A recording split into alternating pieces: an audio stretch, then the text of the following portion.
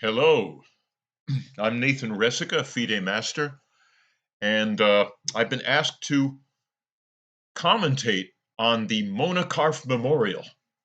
We could call it the unofficial New York Women's Chess Championship of this year.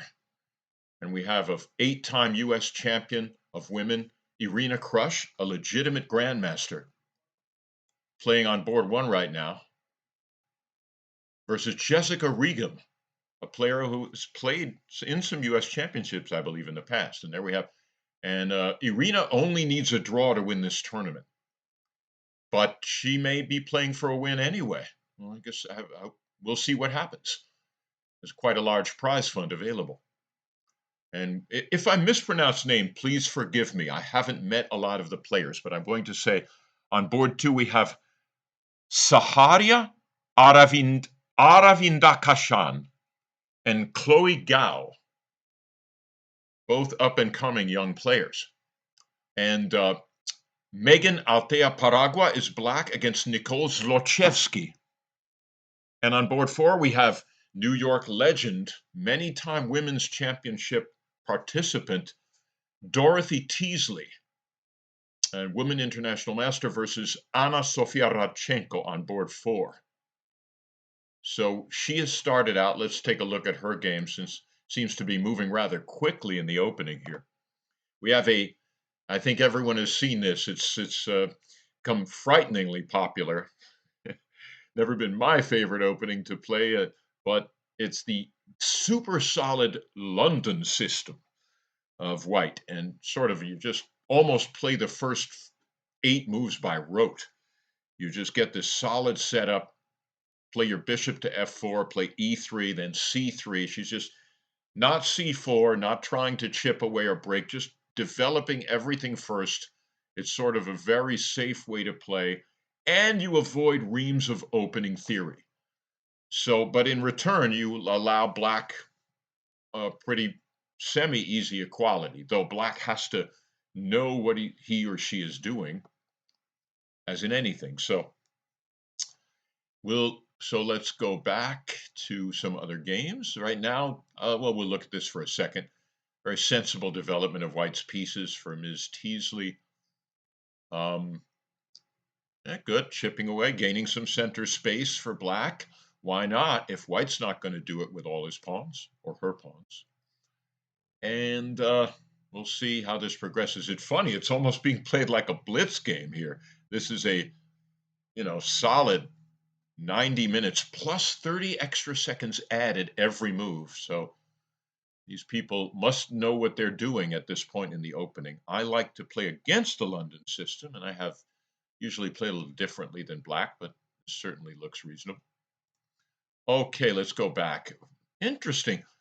Looking at the board, on board one, we don't have a move from Jessica Regum, which makes me assume perhaps she hasn't entered the club yet and maybe is running a little late, unless she's thinking there what to play on the first move. But I have a feeling she has an idea what she's playing, since she knows who she was playing beforehand. All right, anyway, back to board two. Maybe I'll go back a few moves here and just run through and see what's going here. Interesting. So the Queen's Gambit. We have that famous mini-series. This is probably the most famous opening name in chess right now. And if you accept the Queen's Gambit, you give up your center control, but you'll chip away at white's center later, and this is the idea.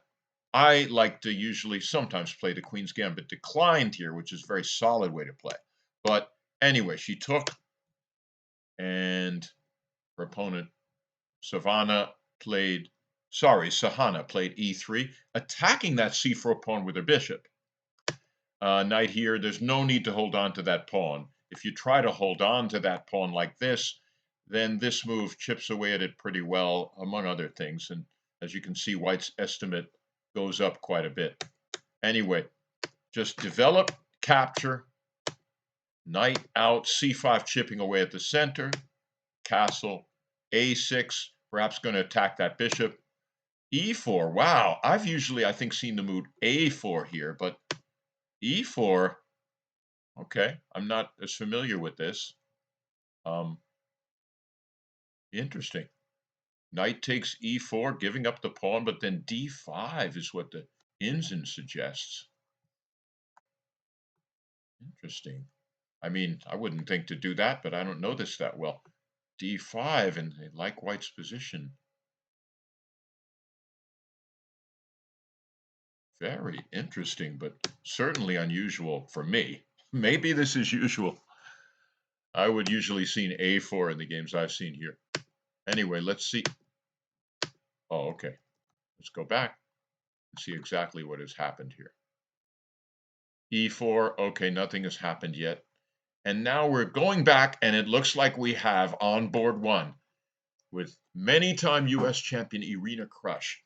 Her rating is 2395 FIDE, but well over 2,500 United States.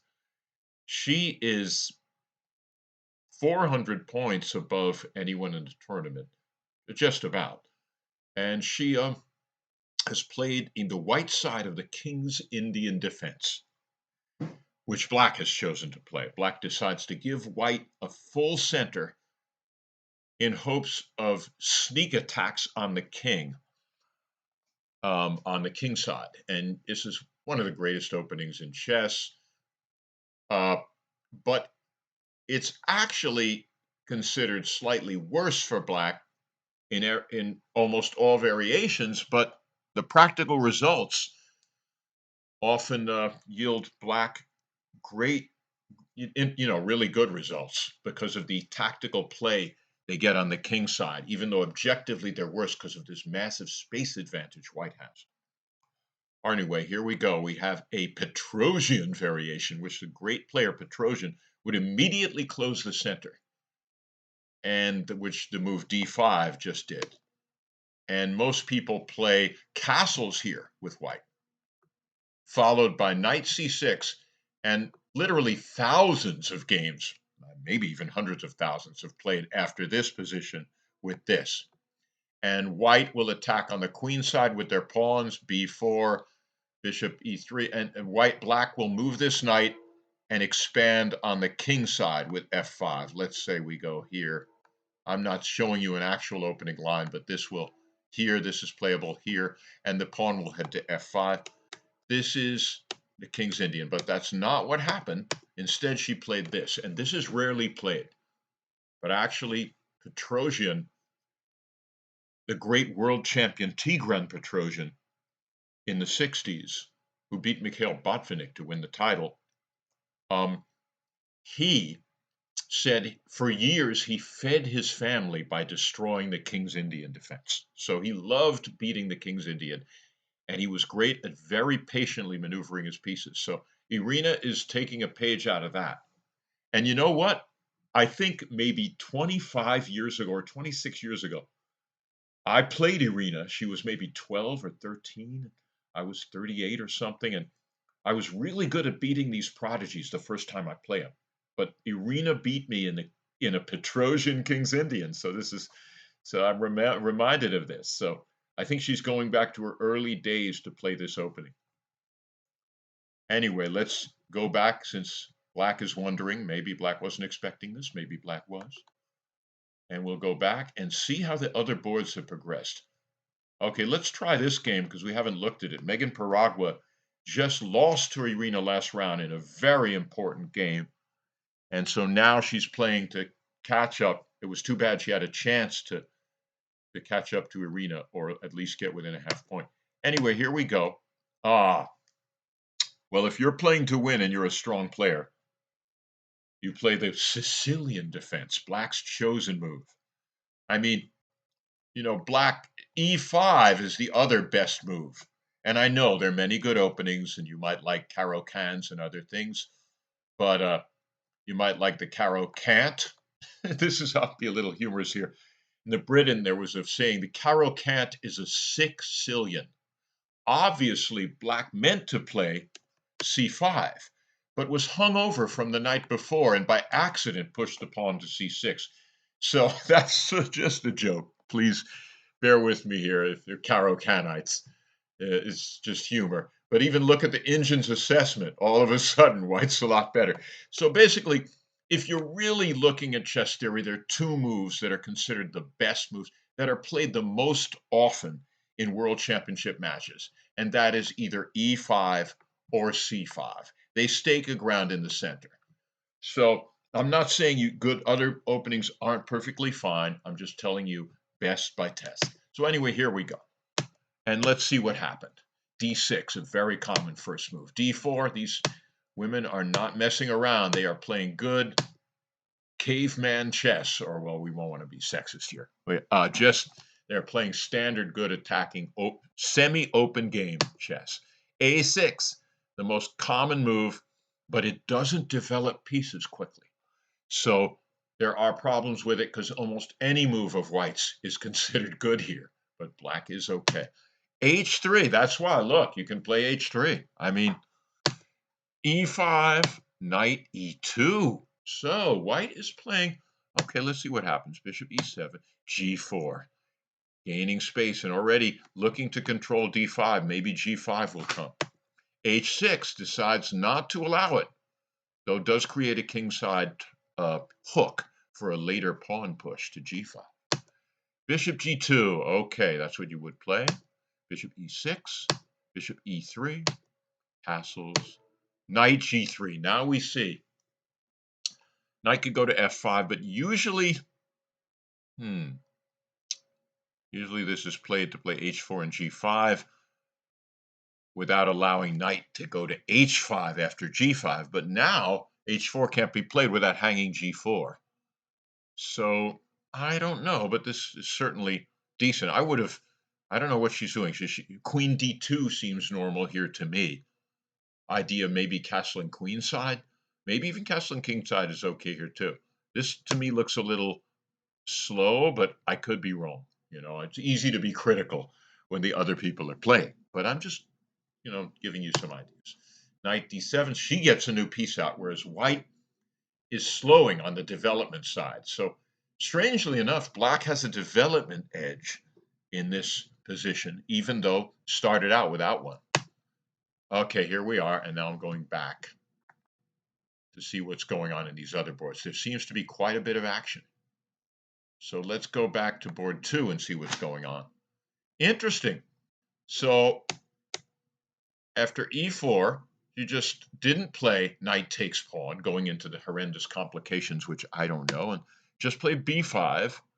And now bishop b7. She said, I'm not going to mess around with this weird move order she's playing on me. I'm just going to do what I normally do, perhaps, unless these two really know this variation well, and this is all book. But I'm not quite sure. So let's see. Obviously, it seems like not, because they're slowing down here. So let's go back to some other boards and see what's going on. Let's scroll down to Anna Sofia Radchenko versus Dolly Teasley. And now Dolly, interesting, most people might stick a pawn on a knight on e5 here. I don't know what they're saying, a4, the standard idea to try and chip away. Now that the rook has come to c8, I know the engine's saying it, but this has, I remember a player in Hungary, Joseph Hamatoshi, played the London system before. Hardly anybody was playing it back then against me a few times. I remember losing a game or two till I really had to figure it out. And this was his idea, just to go forward and weaken the queen side with a5. And what else? Engine doesn't like e4 right away. So let's see what happened. Interesting. Let's see what the idea is. I guess it's saddling. It may saddle. The idea is to saddle white with an isolated pawn here after takes. And if pawn takes, then obviously take on e4. And black is doing great. After knight takes e4, let's say. A couple different moves. Let's say just knight takes e4, bishop takes e4, bishop takes e4, Queen takes e4, and simply knight f6, and we have what you call the isolated queen pawn. The structure is better. The pawn structure is better for black because this pawn on d4 is very lonely and can be piled up on by the heavy black pieces. So, so let's say the queen moves, I don't know, queen d3. And now queen can come to d5, makes a lot of sense. And even though that bishop on h2 is some nice open diagonal, it's not really attacking anything in the rook. And, it's definitely a decent position here for black. Black has no troubles in this position. But white shouldn't be dead, but the Indians like black a lot. But, yes, I'm not sure. So a4 would have been an improvement. So she should take with the knight, according to the Indian. And that, in order to avoid the isolated queen pawn. But then the black's pieces get bouncing points. When the pawn was on d4, black's pieces couldn't get e5 or c5. Now you've got moves like, well, you could take, or you could play knight immediately, knight c5, and but then again, e5 can come in, it's true, e5. So let's say you just take, and knight takes e4, and something about black's position is nice, probably. I mean, it's just the center control is now better for black because this pawn is in the center and white's is not.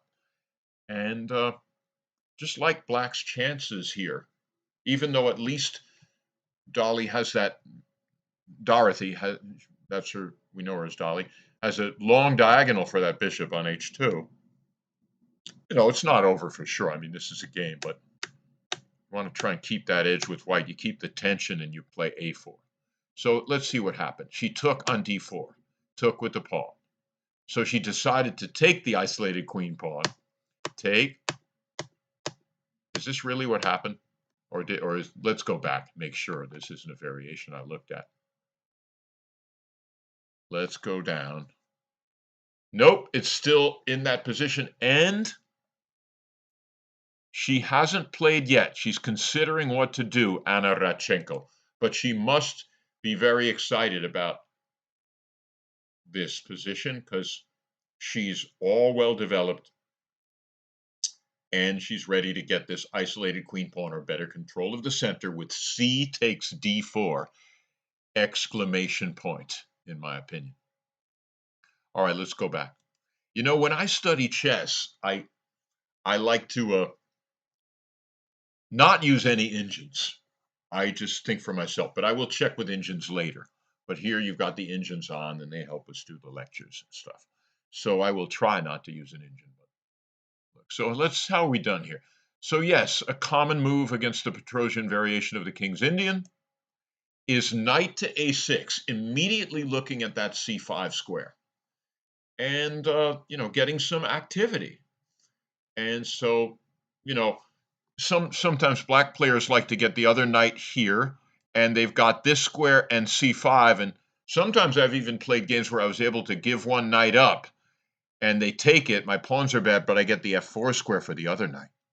So the bishop can't take on both squares. But white still retains an edge, and I think, one of these ideas, a thematic idea, will be to play the move knight d2. I'm not sure it's right in this position, but, oh, sorry. Let's see what happened. Back. Let's go. Here, okay, she did play bishop e3. And now, the idea after bishop e3, if you're able to, is to play knight to d2.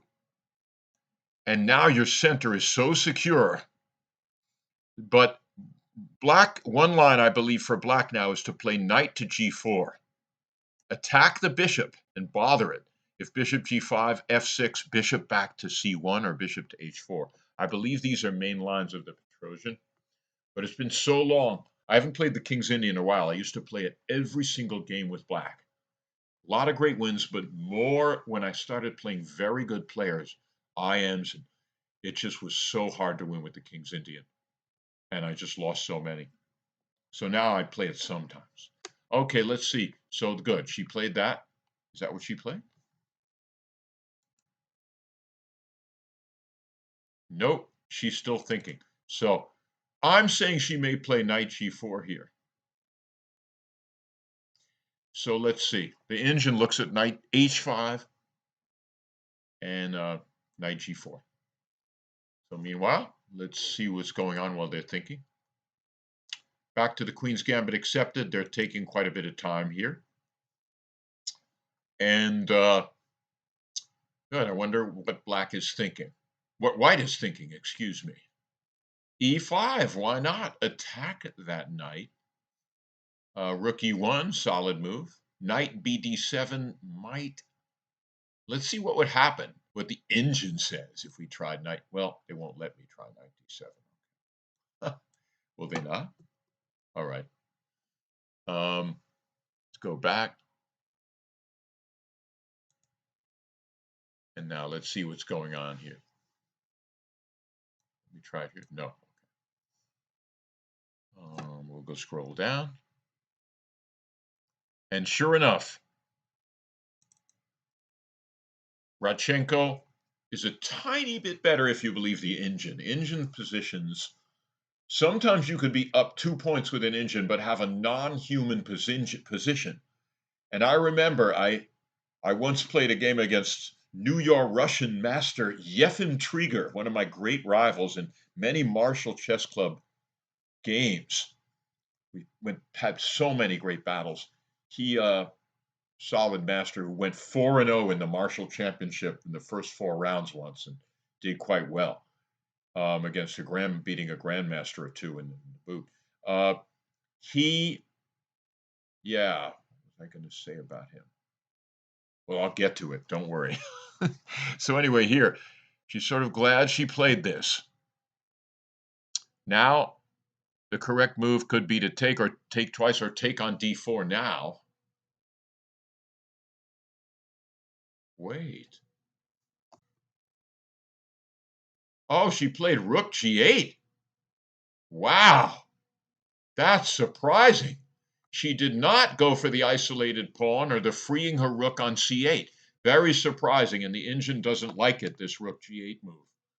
It's very odd because now Vidali can even take on c5. Or wait, what can she do?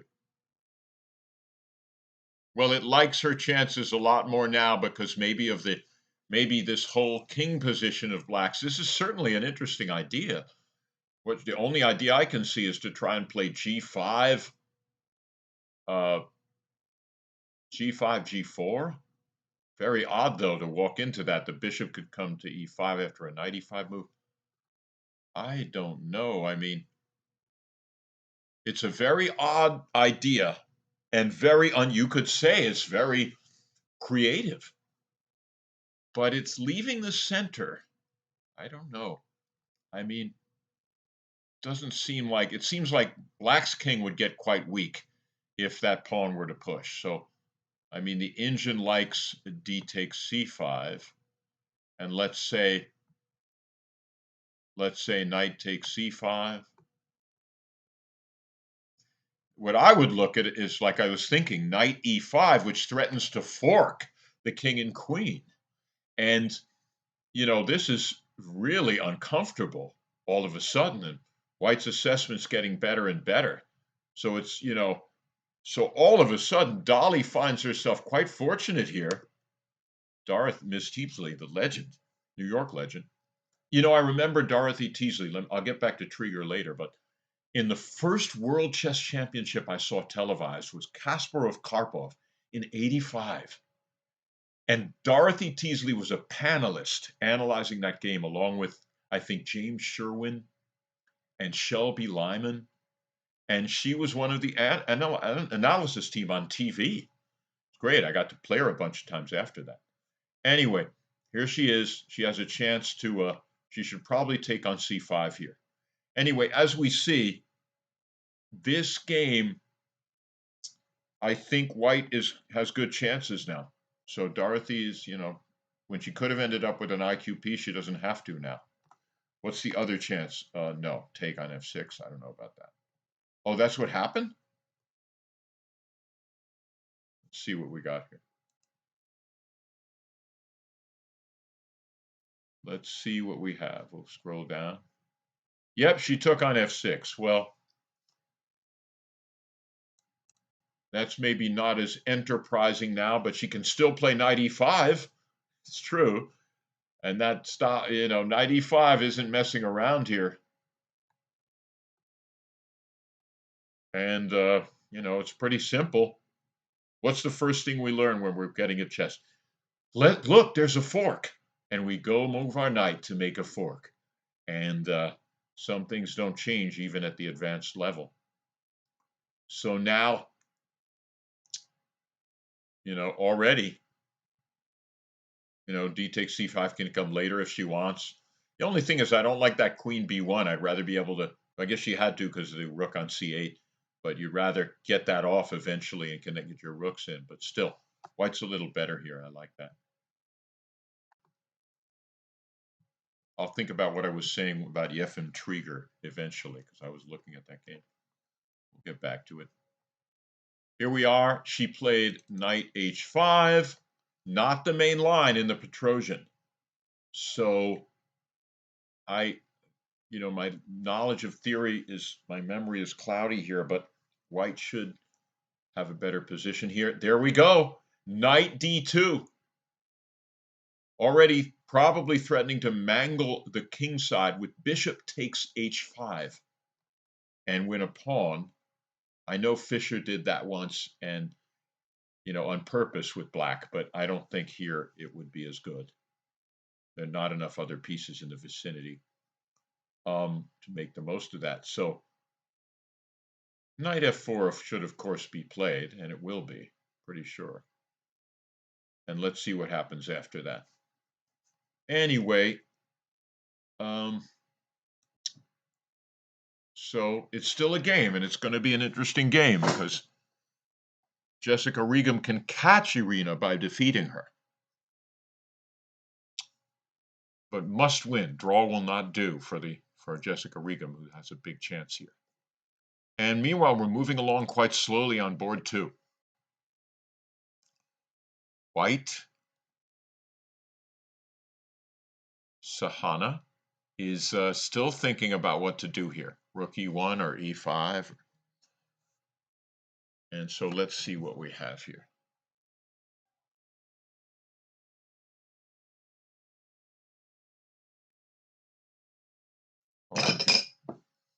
All right. We go back.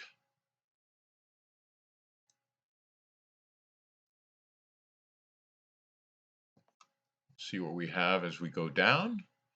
Now we haven't seen the Najdorf in a while, so let's see what white is doing here. Again, I'll move forward. Nice. Rook came to c8. Such a standard idea. Your pieces belong. That's what the Najdorf position is. Very solid. I got to explain to you what the goal is. Sometimes the goal of black, if let's say a move like, let's say a nothing move like queen e2 is played, now, well, bishop c4, excuse me, I just blundered. But let's say a nothing move like rook e1 is played. All right, then you might even get chances for a move like this. Bam! Demolishing the structure. Of course, it's not really good in this position because, if you can get d5 in with a good game, but here it sort of opens up the way for white's bishop. So maybe that wouldn't work here. In fact, it's horrible, but it's something that they think about in thematic positions like this. Anyway, so they played knight d5, and the idea is you want to stop him from playing d5, which he can't really play successfully here. So maybe a more normal move here would be queen d2. And this strikes me as also it may be a little premature. but, I'm not sure. The engine likes queen d2. I just looked at that. Good. I'm glad I didn't look at that earlier. That would be my choice. And it likes that best. a4, stopping the b5 move, which would be used to press down on the knight. This is a standard move. Knight d5 is reasonable, but it's considered the least good of the three. However, white still retains a slight edge according to the engine. So she's got control of the center, but she's not going to, she's not going to get control of d5 with a piece anymore. So it's going to be taken with a pawn if black takes. But black would have to give up the bishop to take it, and then white would have the pair of bishops. Though it's not clear if that would be an advantage in a blocked position like this. So what I mean is, this is playable now. And look how blocked in this bishop is. And these knights could have possibilities. Knight back to e8 followed by f5. Though, it's not working here. There's such good control over f5 for white. But it still looks at knight e8, the engine. I'm glad, because that's what I was thinking. If knight e8, c3, that's the idea. See, the engine's good at this. You've got a bishop that's blocked in by its pawns, and you trade it by going to g5 for that bishop. And then your dark square control is better than white's, who's left with an ugly bishop. And the whole idea is you get rid of the bishop pair. So that's an interesting idea, to play knight e8, not to play f5, but to play bishop g5. And then you would trade that off. White would no longer have the pair of bishops, but only one, and it would be a pretty poor-looking one. Not terrible. It could come to e4, but we'll see. So let's go back and see what happened. I'm going to look. Okay. Back to the other boards. All right, let's see what happened. She did take on d5. And good. That's good. That's a good plan, to play knight e8 followed by bishop g5. I like that idea. And you get one thing, when you get these Sicilian positions, you get a very unbalanced position. It's not a copycat position like an e4, e5 game. So you get more excitement a little bit. I played e5 with black for years. Oh yeah, my story about Trigger, I finally remembered it. One time, I beat him a lot. He beat me a lot. I think he has a tiny plus score, though I hate to admit it. Yefim Trigger, Treger. You can look up his games. Very interesting player, played a lot of creative ideas. And he played, like me, the Perkin modern defenses. And I prepared this line with black. And the engine said I was 2 points ahead, or 1.5 points. I was just better. I was up material. I went into it, but it was such a defensive line. I had to play these crazy computer defensive moves, and I couldn't defend it. I lost quickly. So beware of engine evaluations unless the position is playable for a human. Okay, let's go back. Now, here we go. Let's see how Dolly's doing. She found knight e5, but something else happened. They still like black a little in this position. They still like black. Why? Because of that queen on c1, I think. So rook f8 should be played. In other words, black should admit she was wrong and just go back. There's no shame in going back, And now, according to the engine, it keeps changing its evaluations. I shouldn't even look at it, but d takes c5, that makes sense to me. You avoid the isolated pawn. And, I'm starting to like white's position a little more, though. It would be nice if the bishop were on b1 and the queen were on c2, though. Wouldn't that be nice? Then we'd set up a mate with knight g4 or something like that. But here they give, by the way, they give white as a little better in all moves except rook takes c5. Now they give it as equal. Very interesting. The rook is coming out. It's a new piece in the field. It controls squares along the rank. And very interesting. No? Interesting. If you take with the bishop, it keeps the rook back, not doing as much, and they just like white better after queen c2. Very interesting. Maybe the idea is to go queen e2, get the rook to d1, or just play rook d1 quickly. No? And that's what you need to get going and do. So they also pawn takes, well, as we know, 1, 2, 3 pawn islands for black. This pawn could be used and get a little aggressive, and he could get played down the b file, black, she could, but this is where the structure is not as good now. And the Indian likes white a lot now after rook d1 or other moves just because of the structure. So anyway, let's see what Ms. T. Let's see what she does. We go back and look at other games too. All right. She played her rook back to f8. It's funny, I'm looking at this game, but it's moving faster than the others. So there's more to look at because moves keep being made. And now she should take on c5, in my opinion, avoiding the isolated pawn on d4. And I think she will. I just, it just makes so much sense for pawn takes pawn. You don't want to let this move be played now that she has a chance not to allow it. Okay, so I hope you enjoyed my story about Yefim Trieger, the New York Russian master. Let's see what we have here. All right, Irina. After knight f4, she played bishop f1. Interesting. She decides to hold on to that white square bishop. Many players wouldn't mind losing that bishop sometimes to the capture, but she must know what she's doing though. And what she's going to do is play g3.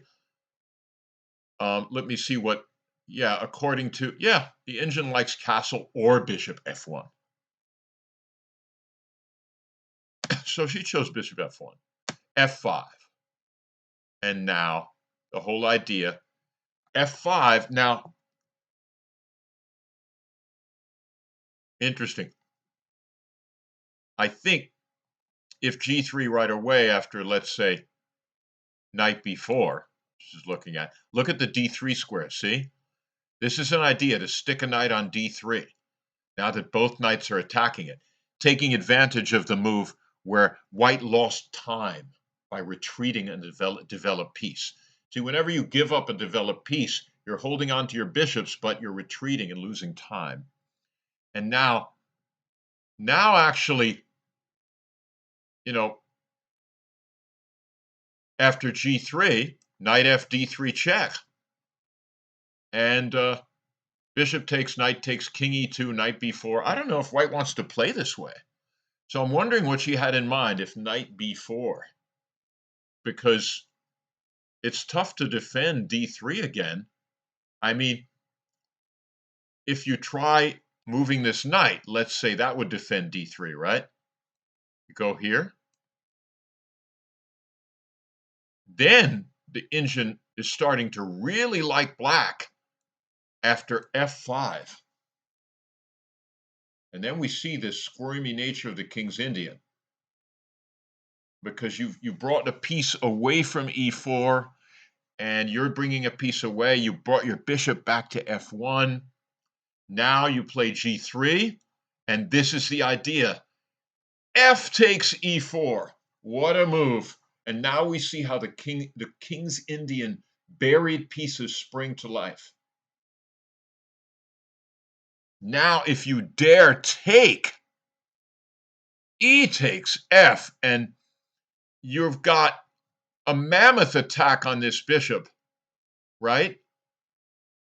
And you've got 1, 2, 3, 4, 1, 2, 3. If you got 2 pawns for the piece, it's just, and after bishop d4, the only pretty much logical move, you give simply a move like queen h4, and the pieces are filtering in, and it's just,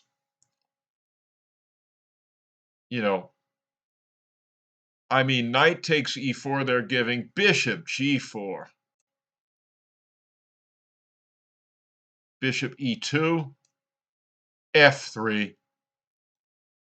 I mean, you just see the king is trapped in the center. So this is a very interesting moment where Will, no, she didn't find knight b4. And it's not an easy move, but when you're playing the King's Indian, you have to really look at piece play a lot when white plays a move like this.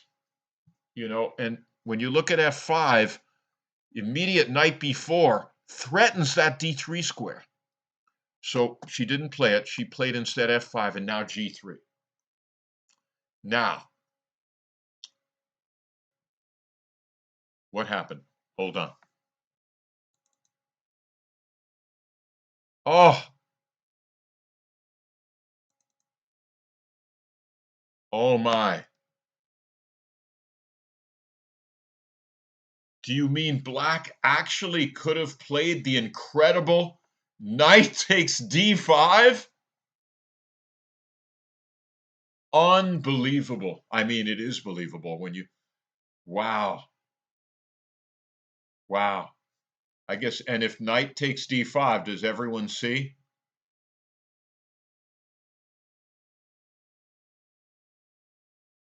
c6.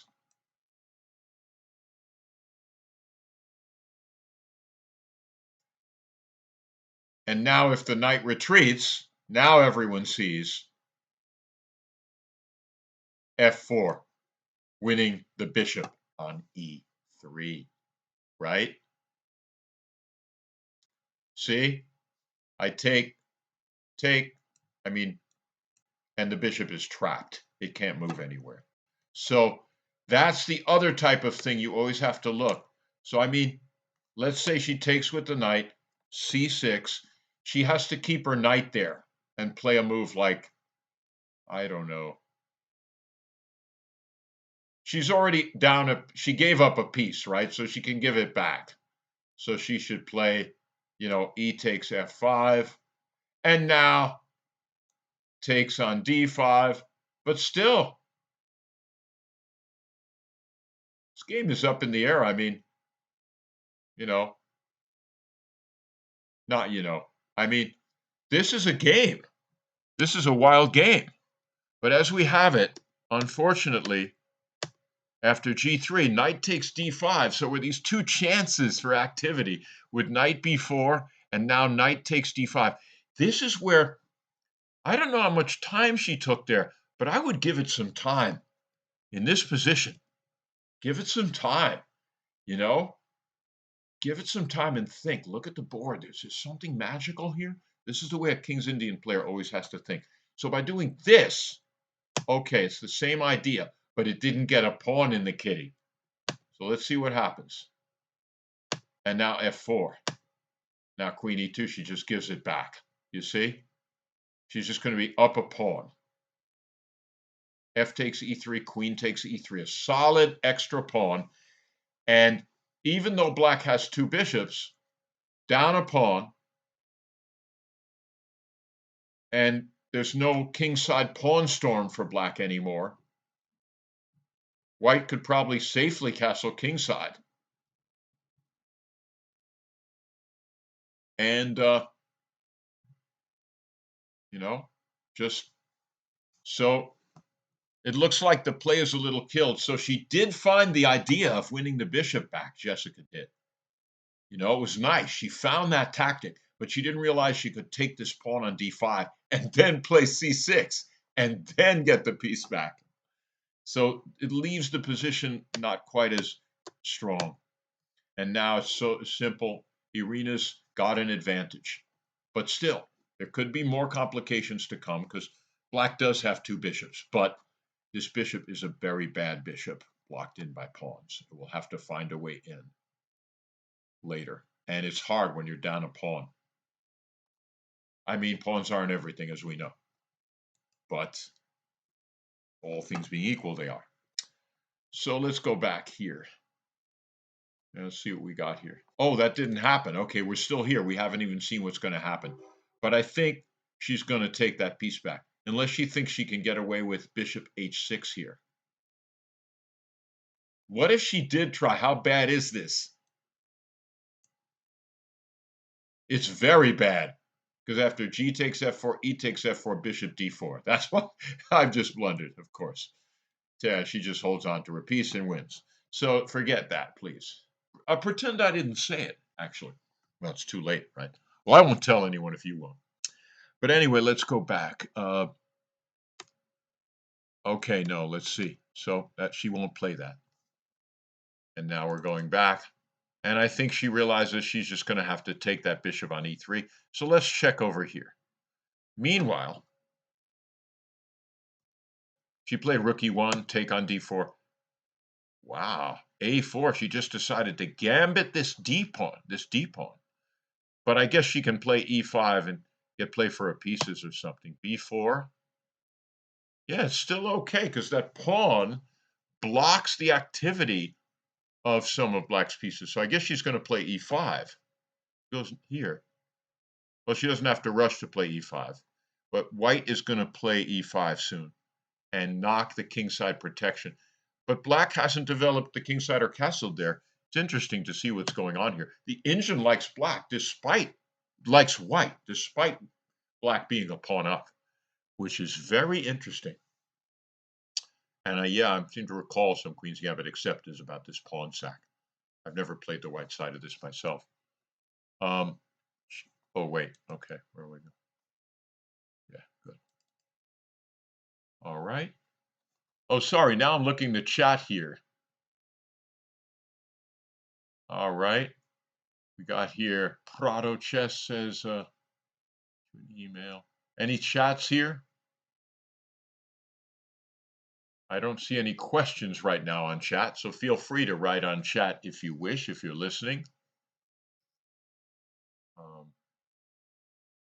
And let's see what we have.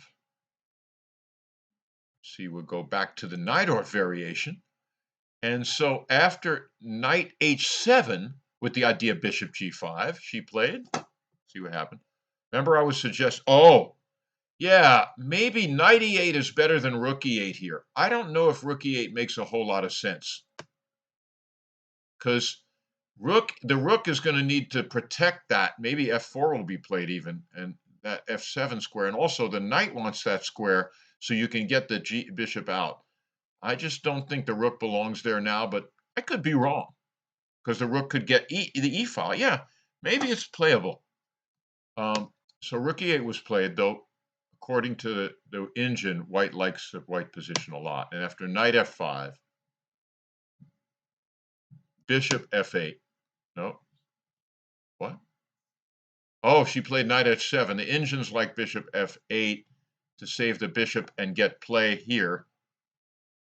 Maybe play for e4. Maybe that's it. The idea bishop f8 to play for the move e4. Push e4 and the knight comes to e5 afterwards. Interesting idea. But knight h7 was played, and white supposedly has a tremendous position. Rook c1 they like. Interesting idea to play c4. Queen d2. All right, let's see what happens if. But now you're right. Now this knight is attacking d6. So another reason. Let's go back. That knight e8 is good. Is that when knight comes to f5, the knight on e8 protects d6. So then you're free to do this move, and your position's looking much better. So instead, rook came here, and now that d6 is a headache. She can't play bishop g5. Because if she plays bishop g5, knight takes d6 with an awful fork. So here we go, queen d2. And now white has a slight advantage, it seems. And now here we are back at Dolly's game, Miss WIM Dolly Teasley's game. And now, what do we have here? All right. The bishop came back to f1. The queen came to d3. Did the bishop have to go to f1? Oh, defending against possible mates there. Still, I would have liked to have it on c2 and get my queen in. I don't know. But now, still, love to get that bishop in the action instead of on f1. See what we got here. Let's see what happened here. She took, and the queen came and threatened mate. Oh. Oh, wow. Yeah, this is an interesting idea to play. She could have played c6, and bam, already forced to give away the bishop. And now after bishop c6, she could have taken on c6 with an edge with the nice two raking bishops, or pulled the bishop after f1. So the computer liked that pawn sacrifice, and it's not a sacrifice. You're up a pawn. You're giving it back to get the two bishops. Very interesting. So instead, she played bishop f1, which does stop the mate. But then queen took on c5, which is a very good recapture. And now this chance is gone, and we have what's called an equal game. Queen came to d3, I guess, to slide over to the queen side or offer a trade. I'm wondering about that move. I'm looking at, okay, the computer likes a4, but they're all good playable moves. She played it. I guess, yeah, because interesting, the f rook cannot go over and attack the other rook, but so the f rook is not free to come over. Yeah, I like white's knight on e5, I really do, but it seems to me with the bishop on f1, all black's pieces are in play and all white's are not. So the position's looking pretty even, I think. Computer likes king e2. I mean, king g8. All right. What do we have here? We have, go back to the King's Indian here. And Jessica has been thinking she's a half hour behind on the clock. And she hasn't taken on e3 yet. So she's considering and taking that bishop on e3, realizing it's going to be a rough slog down a pawn as the pieces get traded. Though, and the rock hard center of white's, it's going to be hard to chip away at. And what's that knight on c7 going to do? I mean, I guess it could hit b4 eventually, but then you just play rook c1 or something. Castle queenside. So, yeah, it looks good for Irina Krush right now in this tournament, I must say. Even if she loses, she ties for first, but it's going to be tricky for her to lose. She's got a lot of things going her way in this game. So her opponent's a good player, and it's just tough. Irina's a very high-level player for this tournament right now. And a lot of good up-and-comers here, though. And let's take a look here. So she came out there. E5 happened. Yep. And now the computer really likes white, even though down a pawn. Because where is that knight's got to go to d7. And then the other knight can come out to c4 for white. And just look at these squares. I don't know. Knight d7, right? Oh, you think knight d5. Let's say knight d5. And even then, okay, so she's knight's looking at c4. But now you can play a couple moves. You could play knight e4. Or you could play, the engine really likes knight b3. I guess the engine like that because you're getting the d4 pawn back. Or your rook can climb to e4. Interesting. And notice how the bishop on f1 covers the f4 square. And this knight is really going nowhere here. Oh, that's interesting. Knight b3. I'd be looking at c4. But yeah, that makes a lot of sense. And he also likes the idea of clamping down on the position with a5. Then you have the b6 square under your control. And this pawn on b4 is isolated and weaker. So let's see what she decides eventually. And she went back to d7. All right, so we're looking here. And I was suggesting knight c4 before, and that's the engine's first choice. And now, however, knight b3 looks good too. So knight c4, you're holding on to your e5 pawn, and you're threatening perhaps a5. So see what goes on here. Also, knight d6 check could be an annoying move to gain control of the bishop pair, though you would be possibly giving up a second pawn. So I don't know if you'll like that. If bishop e7,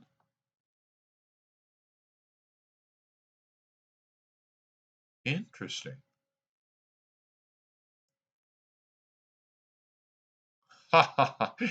Knight g5, funny. The bishop cannot take it because after bishop takes, whoops, check. You just gave up control of d6, and you're going to take on b7, attacking the queen. No, thank you. So that's a sneaky move to play knight g5. Just like, for instance, baiting black into castling, which of course would be walking into instant death with bishop takes h7 check, queen h5, name the moves. So knight g5 is very interesting because if h6, let's say, right? h6 looks like, hey, what are you doing? Retreat your knight. Get out of my face, right? Well, I was even looking at this. Knight takes e6, and you just, bye-bye, because you're just popping the king open, which is uncastled. And now look at this. Your pieces just filter in. Ouch. King f8, what else? And now you come to f3 with the queen. And he has to put a piece and give a piece back. And it's just awful. Look at the queen. Even that bishop on b7 is undefended, but you're looking at, a good position for white. I mean, all this stuff. So knight g5, you don't want to play h6, and you can't castle. And now you're looking at moves like, well, the computer is suggesting rook c8 or maybe g6. Even g6. I mean, okay, this is good. This is probably the best you can do. But then the computer likes bishop f4, setting up like knight d6 check with a huge control of the dark squares. Or they even like possibly knight d6 check. And, the computer gives a funny variation, knight d6 check, takes, e takes, castles, right? And now, oh, okay, maybe this isn't as clear,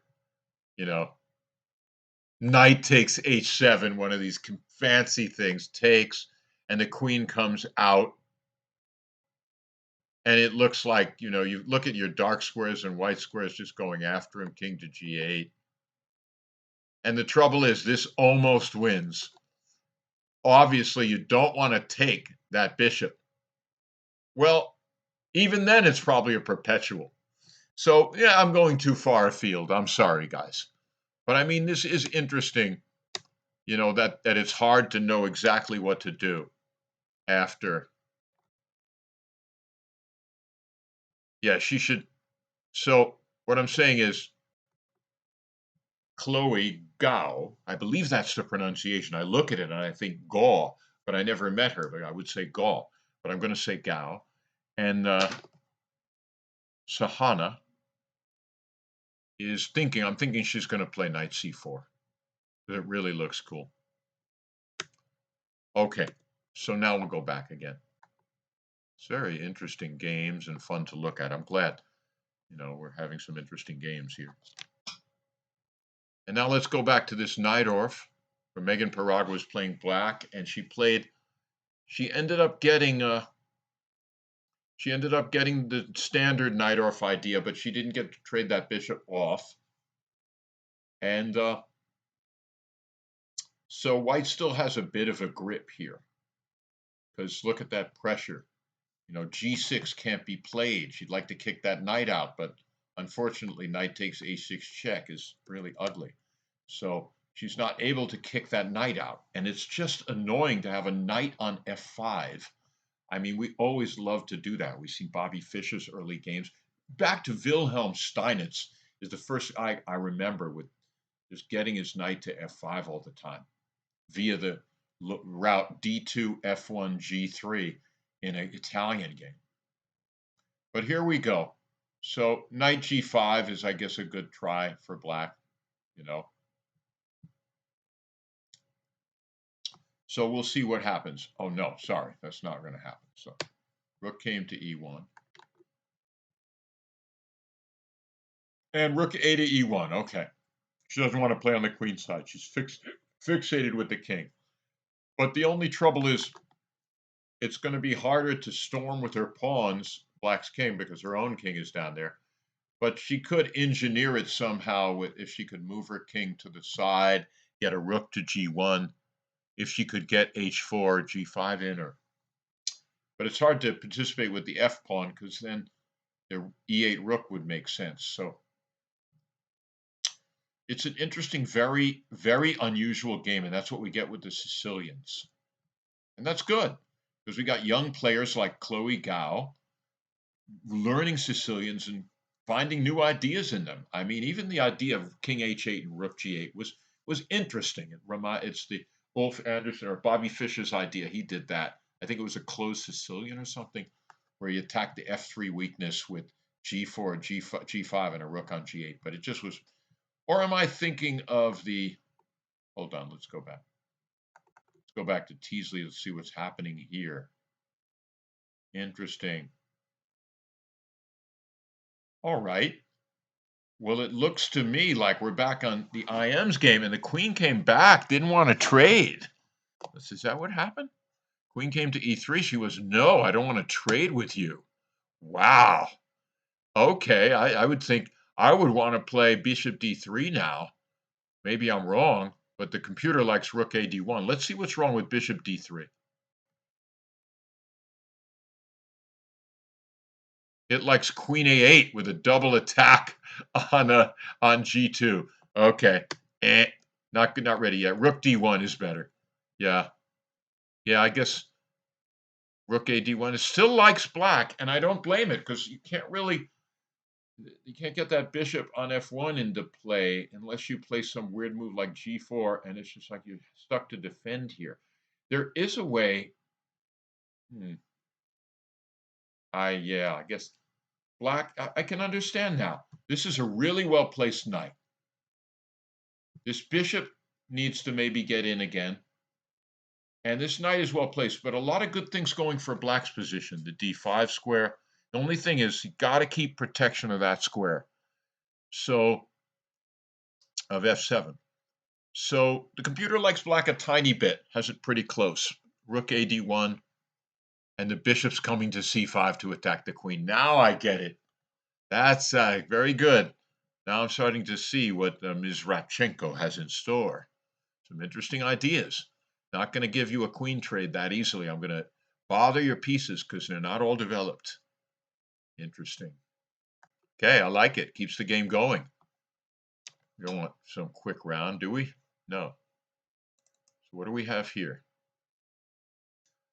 Again, we have 42 minutes to an hour and 27.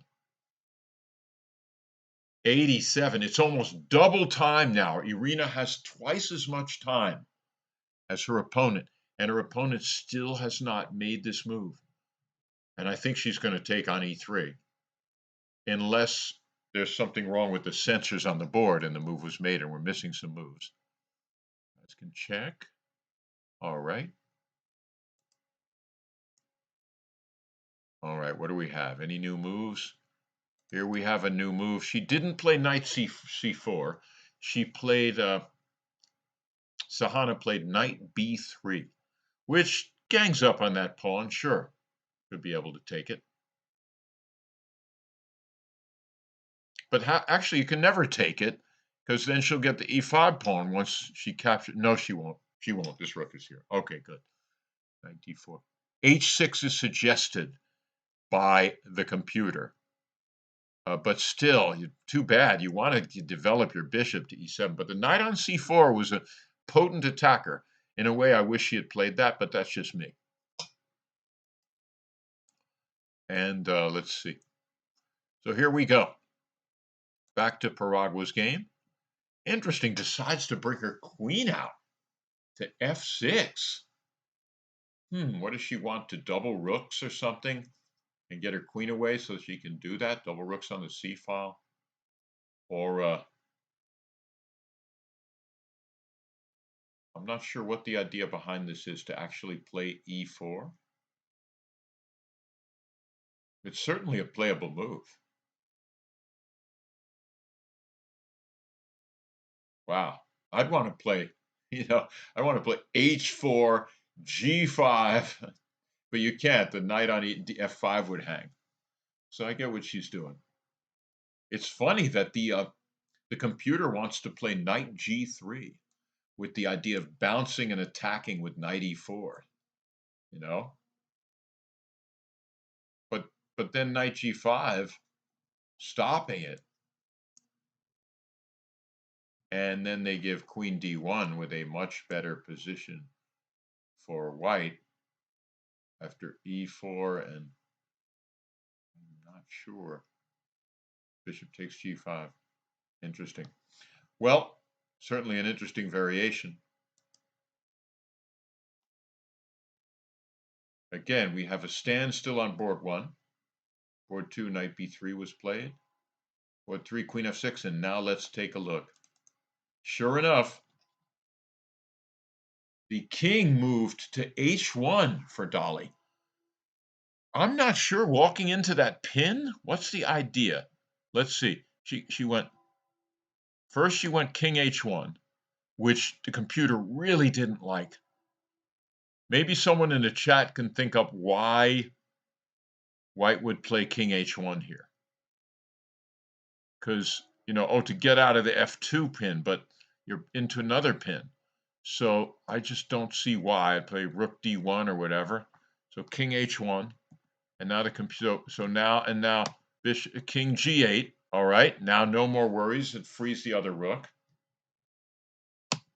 c4, considered really bad. Taking away the d5 square, but hanging the d4 square. That's the thing. You need to keep that in control. So I think rook d1 or bishop d3 must be played. I don't know. It's just tough. It's a tough position. It's getting a little worse now. So after c4, bishop c5, and now the d4 square comes firmly under control of black because the pawn left it. And wherever that queen moves, you can invade with rook d4 and the other rook can follow. Now it's really looking hard. Oh, this is tough. She had good chances. Queen e2, where could it have gone? I don't know. They say queen f4, but then rook d4, queen c1, it's all tough. Knight e4. Bishop g3, gotta defend it.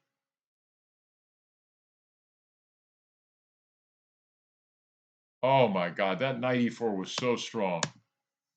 And now the pieces are coming in. This is a classic attack, ladies and gentlemen, because now rook f2 can bother the queen. Rook d2, excuse me. So rook d2, and then f2 is going to fall. So already now, the pieces of black, as you see, a couple iffy moves, and all of a sudden, black's dogs of war run free, as I heard long ago in my early days in Harvard Square, when a master, Adrian Casillas, used that expression. The dogs of war are running free right now, and black is all over white in this game. It's not going to last much longer, I don't think. So we go back to board 1, and we see e3 was finally captured and the queen recaptured. And I'm assuming black has something ready now, because after that long think, something must be played. I mean, it's tough. You could play knight b4 and then after rook c1 or then play a5, and then so after you attack the knight, it can go back to a6, but I just don't see any future. If knight c5, You just play b4 and kick it out.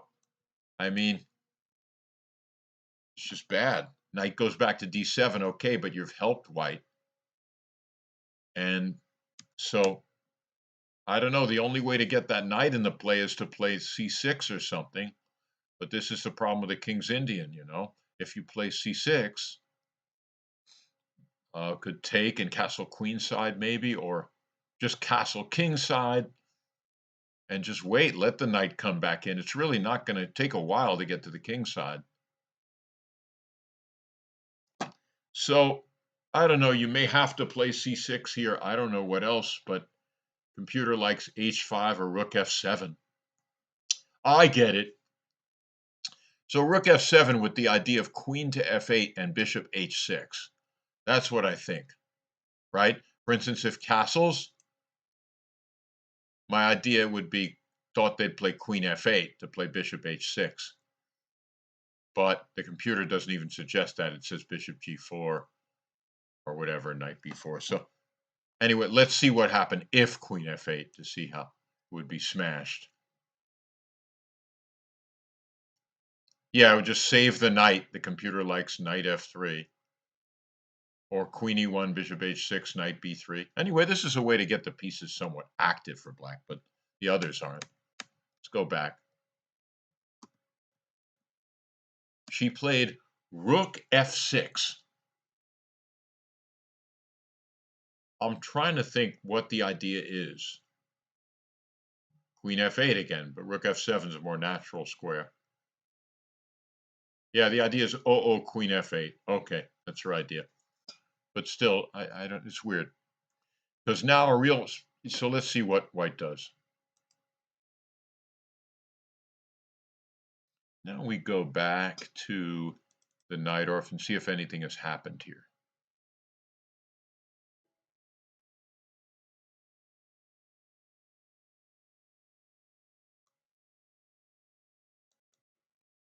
All right, what's going on?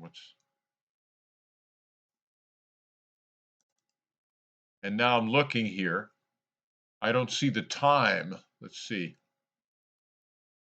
Wow. I don't see the clocks on their boards right now. Is the game over? Not sure right now. Because I don't see any time running. And usually on all the other boards, I see a clock. For instance, on this board, I see the time. So here we have the Queen's Gambit, the accepted game where black is up a pawn, but worse even though, because of the space advantage that this e-pawn does on the king side and the activity of the bishop, and the king hasn't found a safe home yet. So like I said, h6 is the computer's choice here. And let's see what we have. All right, look, let's see, some moves have happened. So they're happening fast. This game was played at a breathtaking pace for a long game. Bishop takes. All right. Rook takes e4. Wow. She took on e4. White is doing okay now. Oh my God. She had to play f5. Exclam. Forking the rook, not taking it back. Wow. Dolly found a shot, and it upset the apple cart here by taking on e4. So f5 must be played, but f5 wasn't played, and a mistake was played. And unbelievably, only one move is good here, though. What do you play, Dolly? Ms. Teasley has the chance to get the upper hand by taking the bishop on f2 first. Because if you take on e4, you lose the bishop.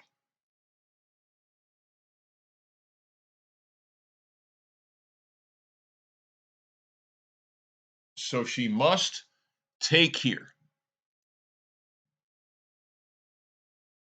And now after f5, the only logical move, right? Then queen f4, a very strong move. And what do we have here? we have a rock-solid knight.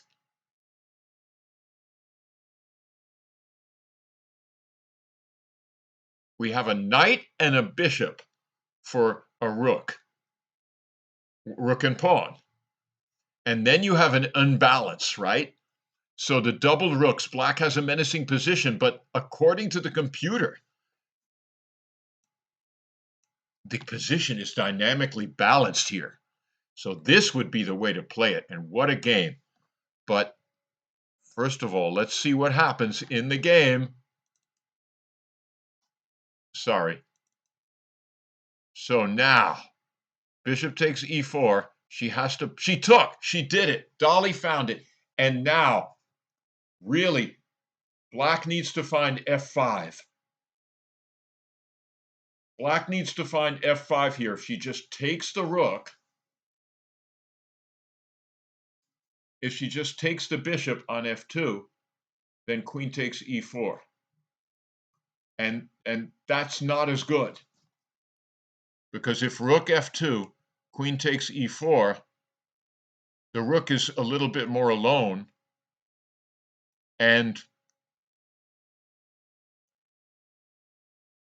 let's say, for instance, if rook d8 to get the other rook in, I guess the position just looks stronger for white. You can play well, according to this, just hold on to that, play b3, you know, and they like white here. The material, bishop is simpler. So the piece she should keep is the white squared bishop to keep the balance, and that would require the move f5. But then again, f5 wasn't found before, so will it be found now? Some people don't like playing moves like f5 because they weaken the g6 square and the e6 square, but they also gain by posting that bishop on that beautiful, beautiful e4 square. So this is exciting, and what a back and forth struggle. Who would have known that board 4, this stodgy London system, would end up having so much fun in? All right, here we go. And now we are here. And lo and behold, wow, g6, interesting. Let's see what's up. She goes c3 and now g6. And I guess the idea is the bishop gets trapped. If knight takes g6 check, bishop takes h6, bishop takes h6, and the simple move g5, is he right? Blink! Choose the sound effect, but that needs a sound effect. Ladies and gentlemen, that bishop is trapped on h6. Wow. So that's what Megan was doing, setting it up. That's why the computer liked knight g3. And so after g6 in this position, she still should play knight g3. And still, that leaves black maybe with some flexibility to play bishop g7 and e4 or something like that. So I like the messy nature of, yeah, you got to give it to Paragua for, playing the Sicilian in a creative way here and saying, come on, come get me. And no, don't take on h6. So obviously white's thinking, what happens if I take on h6? And she shouldn't. Of course, she probably won't, because a move playing g6 is asking for it. Meanwhile, black's still thinking on that move, and Miss Radchenko, that's a good idea that she's still thinking here. This is that type of position, because you've got a material imbalance now, rook and pawn for bishop and knight, and a beautifully placed steed on e5. So the question is, should she play rook takes f2 or f5? Okay. Having a lot of fun here right now. Been here for an hour and a half. I should probably get a glass of water soon, but let's look a little more. It's just too hard to drag myself away from the Mona Karff Memorial at the historic Marshall Chess Club at 23 West 10th. Basically the unofficial New York City Women's Championship is how I like to call this. Now we have Looking at all these games, trying to see which one I should pay attention to. Good. I think we're at a good part for me to get a glass of water. So I'll see you guys very shortly. All right.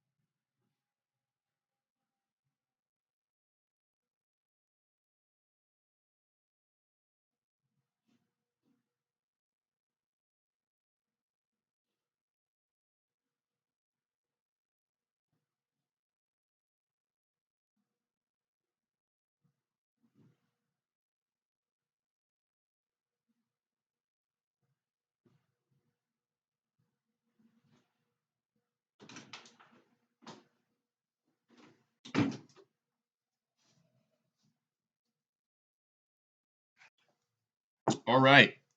I decided to go for a lemonade break as opposed to a coffee break. Um, let's see. Ooh.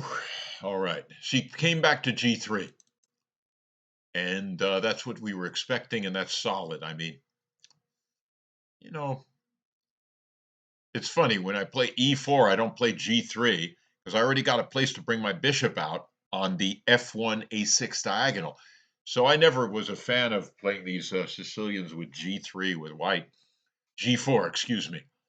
But hey, you know, whatever you like. Um, I guess I learned the Morphy way, and Morphy wouldn't play that way. But we're American; we learn Morphy's games first. So look, she has come in Queen H4, and look, his Sisman is equal. That means we have a nice playable position. And sometimes, often in nice playable positions, black gets an edge in Sicilians because of the open C file. And let's take a look. What can we say? It's hard to judge a position, right? I mean, we like to look at space, time, material, pawn structure, and king safety. Well, both players have sort of loosened the structure around their king a little, but they both have three solid pawns. But if you really look, black has four pawns, including the e pawn. White only has three near the king. So, in a deep, profound sense, you could say black's king might be a little safer. Um, she's got a bouncing square here for the knight on g5, which would attack h3. Of course, you don't want to get your queen trapped on h4. So there are some pitfalls, but computer likes king h2. That would be the farthest thing from my mind, but maybe it's good. King h2. I just don't want to move into the king, but according to this, it likes white's position. It's very interesting. Um,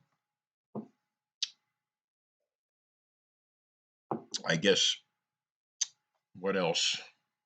Let's just see how this develops. We got some creative young players.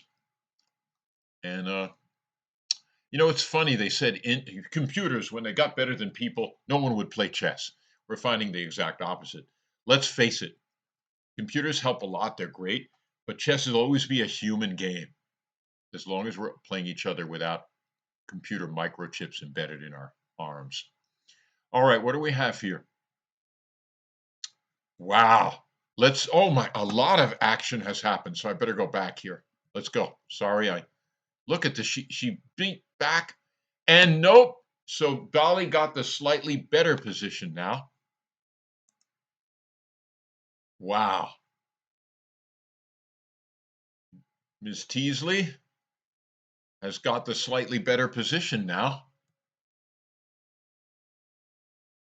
Oh, wait. Take. All right. Take. Oh, my God. This was a blunder. This couldn't be played.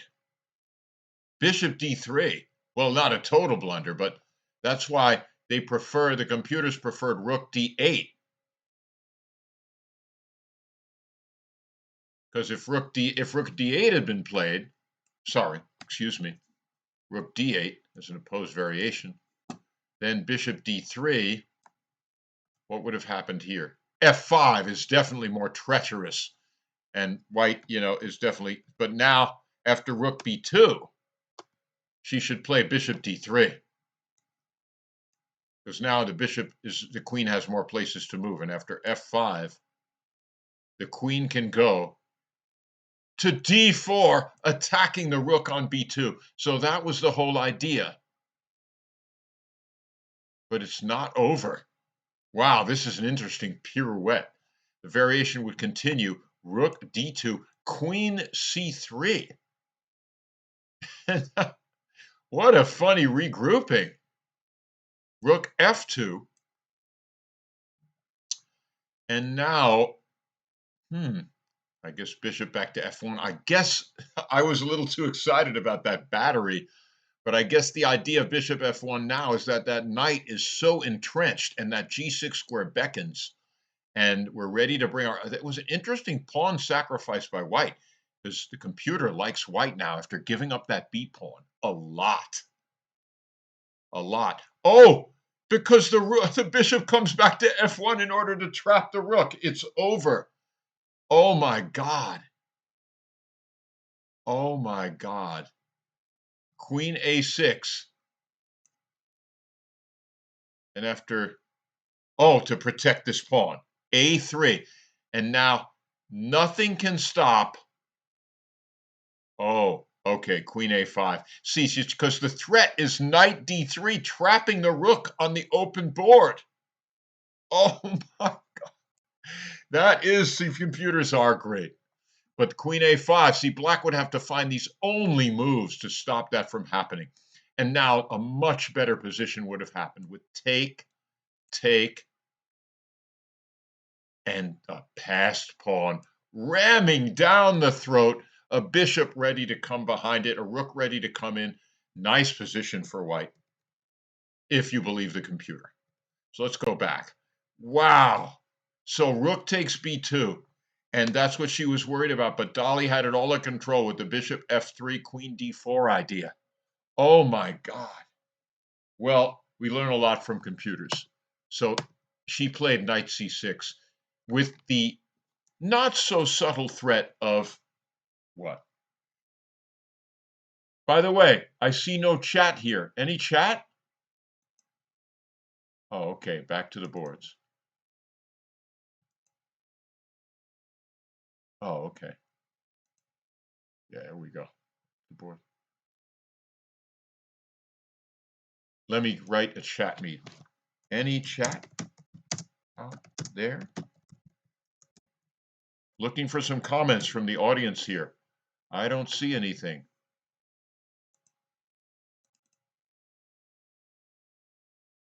So now with knight c7 played, now the computer suddenly likes white chances after some simple queen move.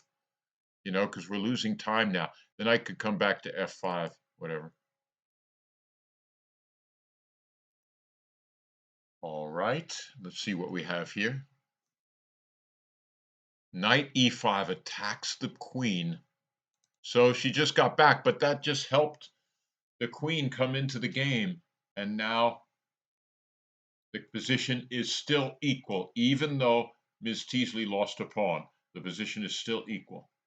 However, you have a rook and 2 pawns for a knight and bishop. I would just consider playing a4 here for white, but then a5 for black. It's tough to say. Queen e7. Bishop d3 again, threatening mate. f5, queen f3.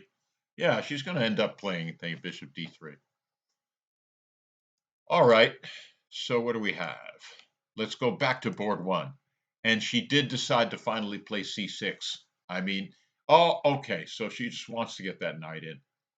I mean, you got to get that knight back in the game somehow. And she's trying to open the queen side to attack the white king. The white king's going to be safe as houses. Safe as houses, as they say in England. With after king b1. So it looks like, how will white get an attack going? I mean, f4 opens the way for the black bishop, but it does set up a stand. Yeah, king b1. But what did I say? Safe as houses. And maybe play f4 here. Sorry, I saw Herman's Hermits last night, an old band and a British singer, and he sang I'm Henry the Eighth, I am. It's got me using my British accent. Not sure it's so good. Please don't be insulted out there, my fellow Brits, who I loved visiting and playing when I visited England a long time ago for the York Masters. So many fun memories in this game. All right, so is white going to play for f4 anyway?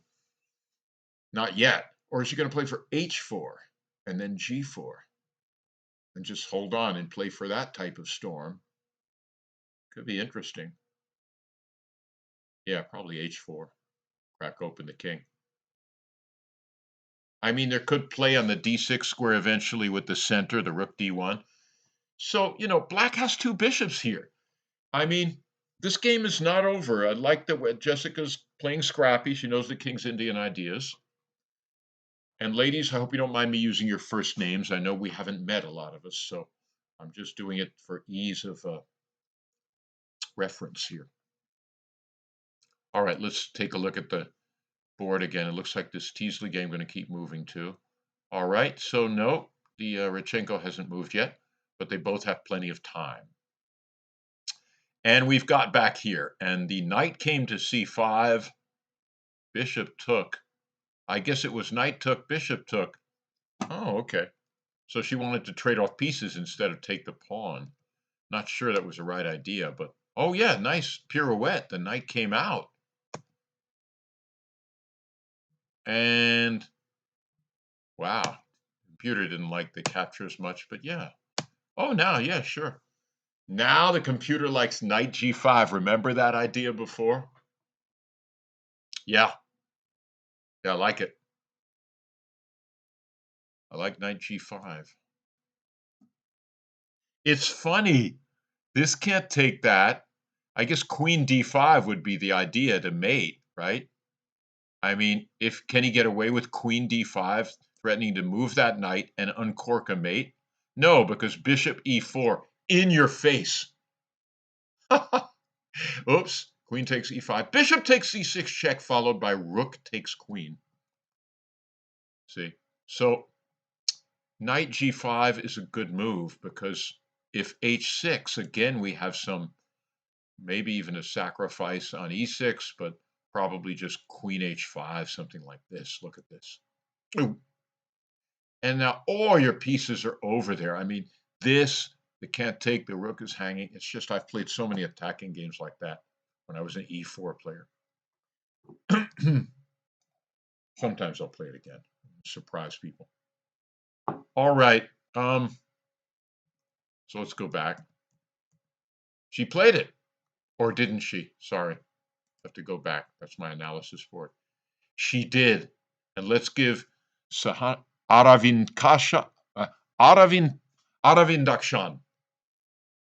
Sahana Aravindakshan.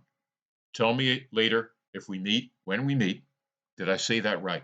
Sahara Aravindakshan plays the move knight g5. Very enterprising move. And meanwhile, let's go back to the Sicilian. And again, I don't see a clock here. It makes me think, have they agreed to a draw? I don't know.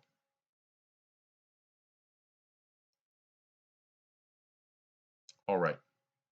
And if anyone's out there listening, please give a chat and let me know you're there. Oh, okay. MGIR6 says, I thought the attack had a chance. In which game?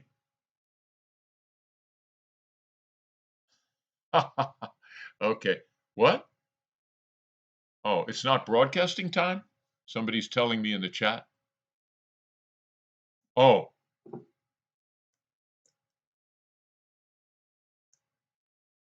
oh, in other words, you're not getting the time on that clock. Okay, it's not.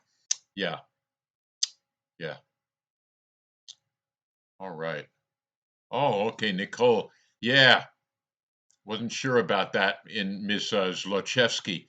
Yeah, it's like a very clever Sicilian play by Megan Paragua to just use these weak squares that, when you play a move like G4, leave in their wake. So meanwhile, let's see how the exciting London system on board 4 is looking. And it's still, after bishop d3, is Dolly should play bishop d3. Even though f5 will come, it's the right move. It's the right move.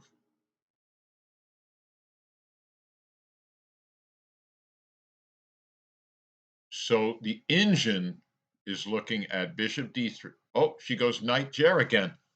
Oh, yeah, Dolly is just thinking, it's been a long tournament. Maybe I should do a repetition, see what she does. And now, will Black repeat Queen e7? Excuse me, what did she play after knight c6? Oh yeah, she played Queen d7, right? Let's see what happened. Here, Queen d7, knight c6, and now she'll go to d7 again, and we're testing to see if she's ready to take a draw by repetition, which someone like Magnus Carlsen would not do with either side here, I don't think. He would play this out, and that's why we love him. I'm not saying I would. It depends the situation, who I'm playing. I guess if you're sewing up a prize with the draw. But I don't think these two, I think one of these players needs to win to get a prize.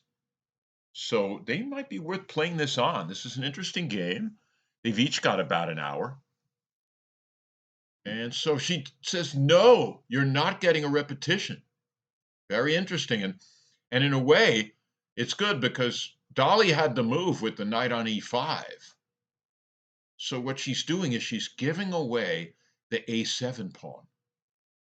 Knight takes a7 is playable here. But it's not good. It's just something about it. It loses time. But I'm trying to think, let's see what happened if knight takes a7. And you just took your knight over at the edge of the board, and already we see why. Oh, man, bam, hitting the a2 rook. And there you go, already. So that was it. Miss Teasley didn't need to go for the draw because she's got that knight here for free on e5. It's her move. That knight is well placed. And so let's look at what would happen. Bishop d3, f5, right? The computer gives queen c6. I was wondering, because it's hitting the e6 pawn. Get it? Beautiful. Working on the weakness. And that would give equality. Queen c8 is almost forced. What else? Queen e7. Then maybe I could get the rook in. Oh my God, look at that square clearance. c5. The queen can't take because the queen takes e6 check. So the pawn takes, right? And now bishop c4. Oh my, and you see what active pieces do.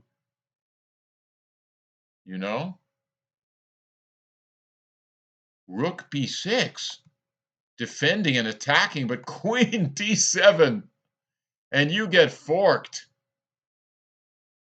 My God, what a game. But very fun to look at these variations. So now, though, after queen f6, rook d1, that's her idea. Okay. She gave up the a pawn, though. You see, that's the problem. And now she's down. Rook can take on a2. And now she's 2 pawns and a rook for 2 minor pieces. However, then bishop d3 is playable. No, it isn't. Yeah, bishop d3 is playable, but g6 would be forced. Yeah, so I think the rook's going to take. Anyway, we have a lot of interesting things to learn from that game about, So let's go back to board one, which has been very slow moving. And now we get back to the class of the tournament, Irina Crush. What a great name for a chess player, Crush. I mean, I'll never forget one of my first tournaments.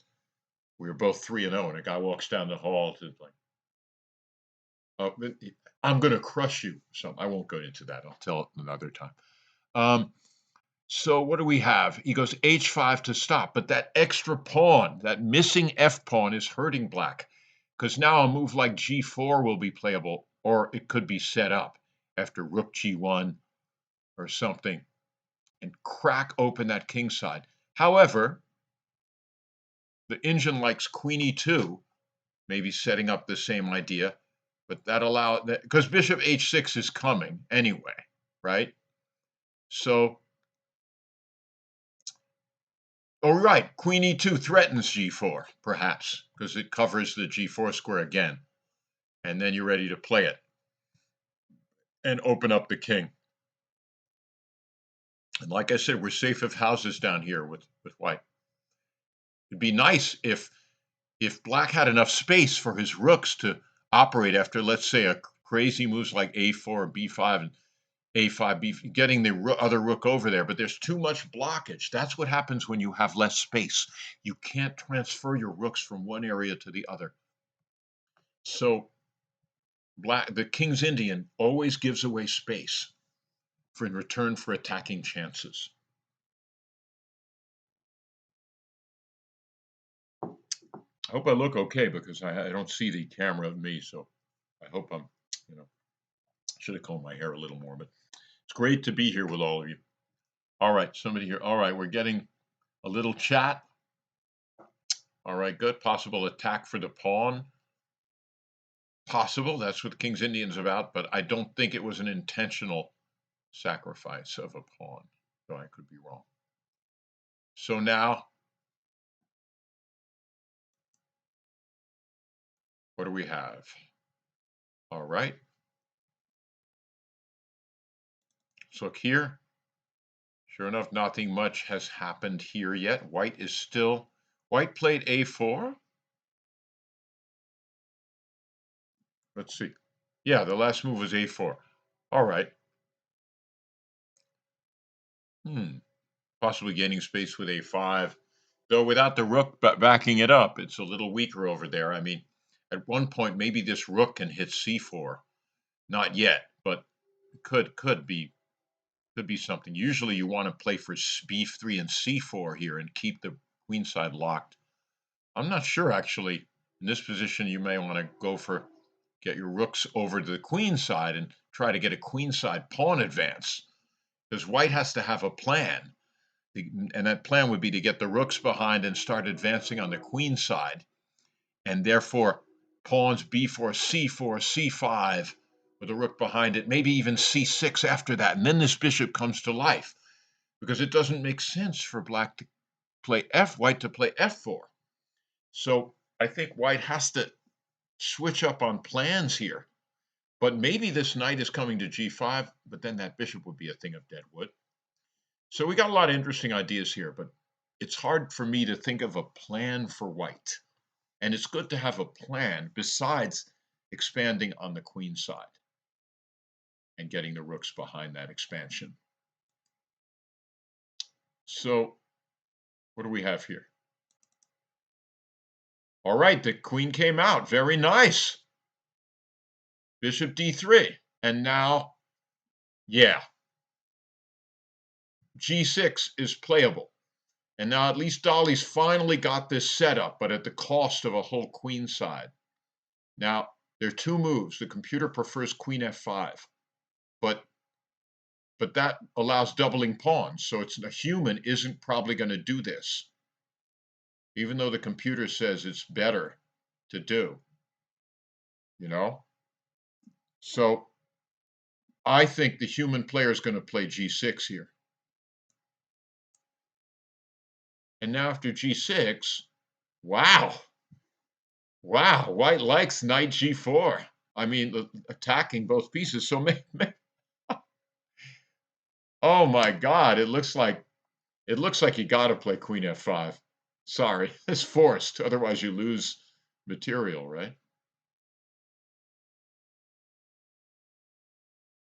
Oh my. Oh my. Queen F5 still likes black. Yeah, it's forced. Only move. Only move. What was I saying? A human player. I said a human player is going to play this. Yeah, a human fish. Sorry, a human player like me is going to play this, and then, bam. Oh no. So no, human player is going to play the only move. Don't lose an exchange. Play Queen F5, and then you got some moves to play with here. You can take on F5, but still you're a little worse. You know, White's a little worse, no matter what, because the material. But she's probably going to take on F5, and then play C5. Yeah, this is the idea. Computer likes takes. I should just be looking myself. Why do I look at the computer? But it really does like C5 here. No, it prefers something else now.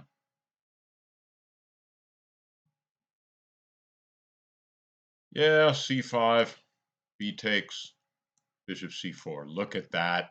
Now that's the way to maximize your pieces, ladies and gentlemen. Look at that. You gave up a pawn, but look at your rook, bishop, and knight. They're perfectly aimed at the weaknesses. So if you've got any chances to bother your opponent, you're going to get your rook in there and get it behind the pawns. Active Pieces. Isn't that the name of a book by international master Jay Bonin, who is a New York legend? All right, let's go back. Yeah. We got Shauna and Laura. Hi, Shauna and Laura. Glad it's a great event. Please throw in anything you'd like to chat about here during these exciting games. Is that Laura Ross or a different Laura Ross? Well, we'll find out. All right, let's see. And now here we are. Queen to F5 was played, ladies and gentlemen.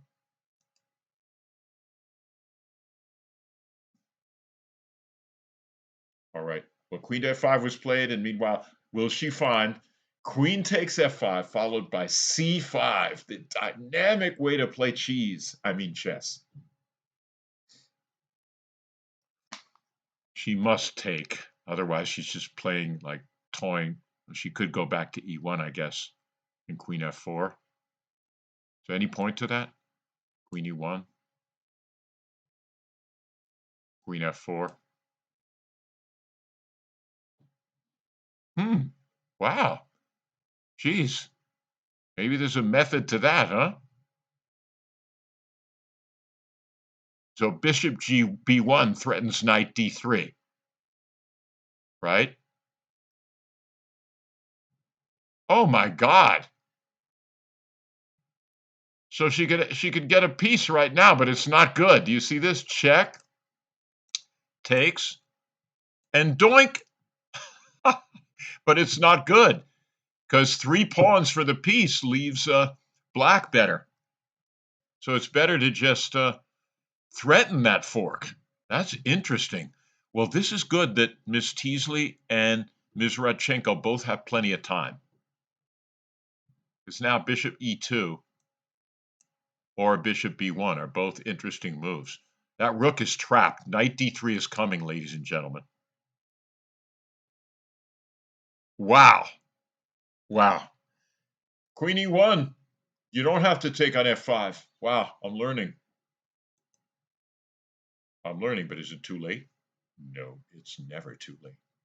All right, so what do we have here? She went knight from C to E2. Okay, a lot of moves happened. All right, what happened? H4. Yeah, we looked at that. H5, knight E2. She didn't like that move. The computer doesn't like that move, but it still has white much better. Bishop D7 develops. Didn't like that move at all either. Wanted to play C takes D5, open things for a future rook, or play bishop H6 right now. And that makes a lot of sense. She should definitely play bishop H6 because that really activates that bishop. but there must be something she's holding back on. So she gets all developed. And f4.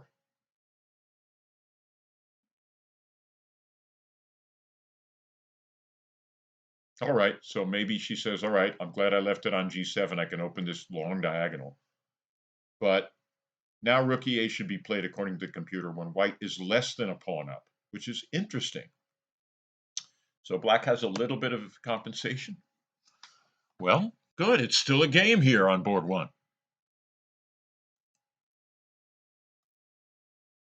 It's funny how no matter what type of opening you can play, and it can always get into a tactical slugfest.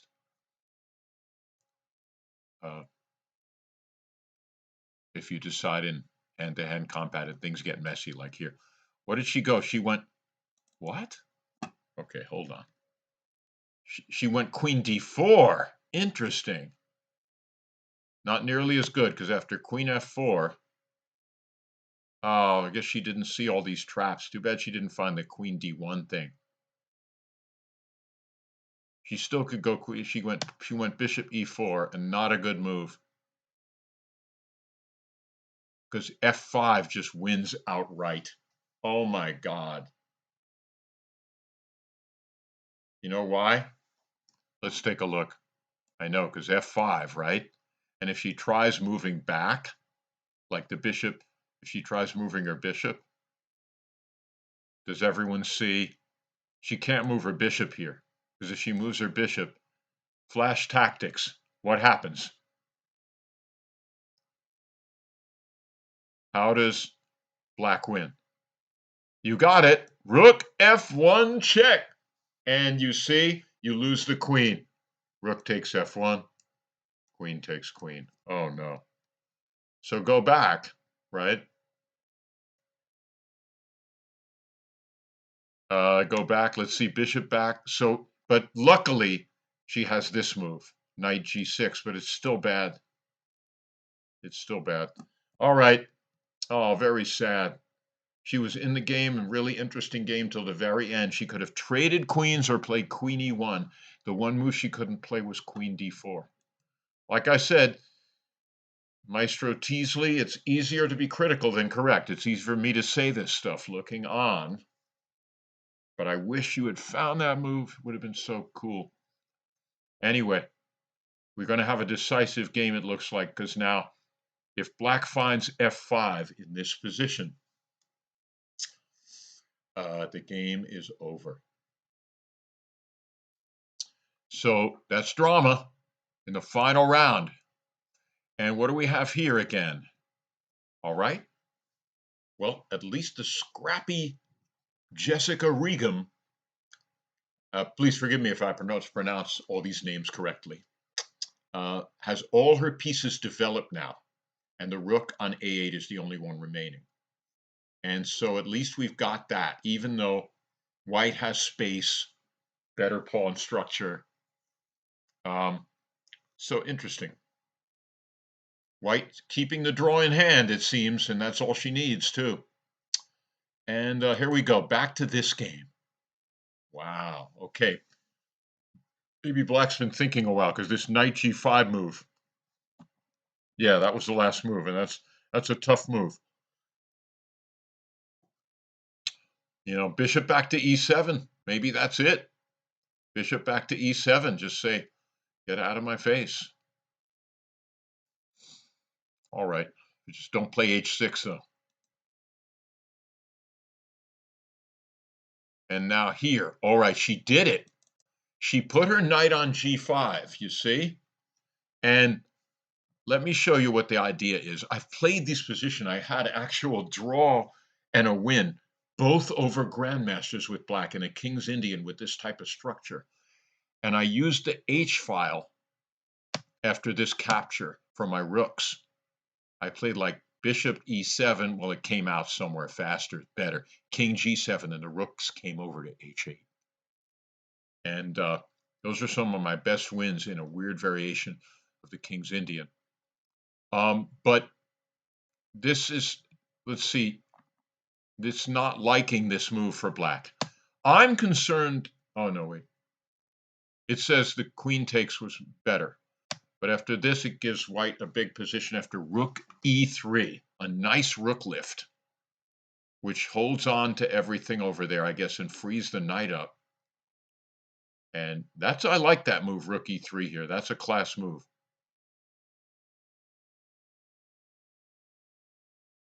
You see what I'm saying? The computer is finding an interesting idea. It also likes just playing b3, which keeps the other rook out, right? It's going to play c4, engineer, eventually rooks behind these pawns on like this first or second row, and push these pawns up so that c6 is played, takes maybe, and then these pawns are passed and getting close to queening. And that's the way I've seen white win in these positions. Long haul endgames. I think Sergei Kudrin ground me down long ago. I was in a pert defense with black here with a g3 system.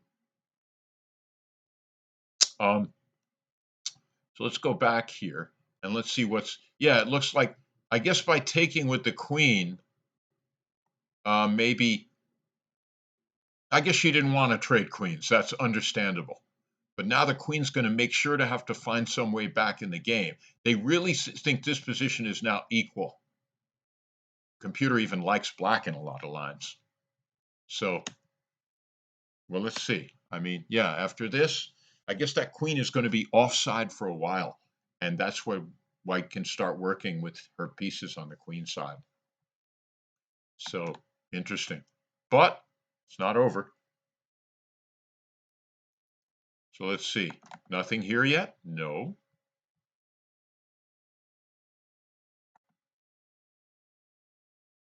All right, let's go down. And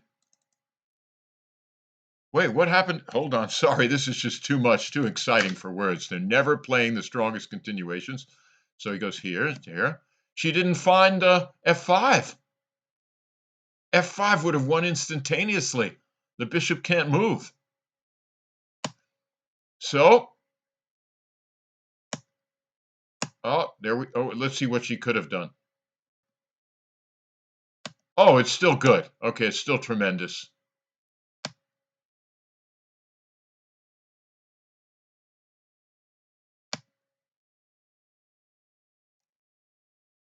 It's still tremendous for black.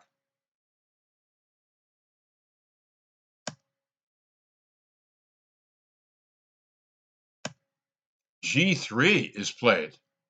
Interesting. They're both, according to so now, just queen f6, h4, a5. The pawns are running.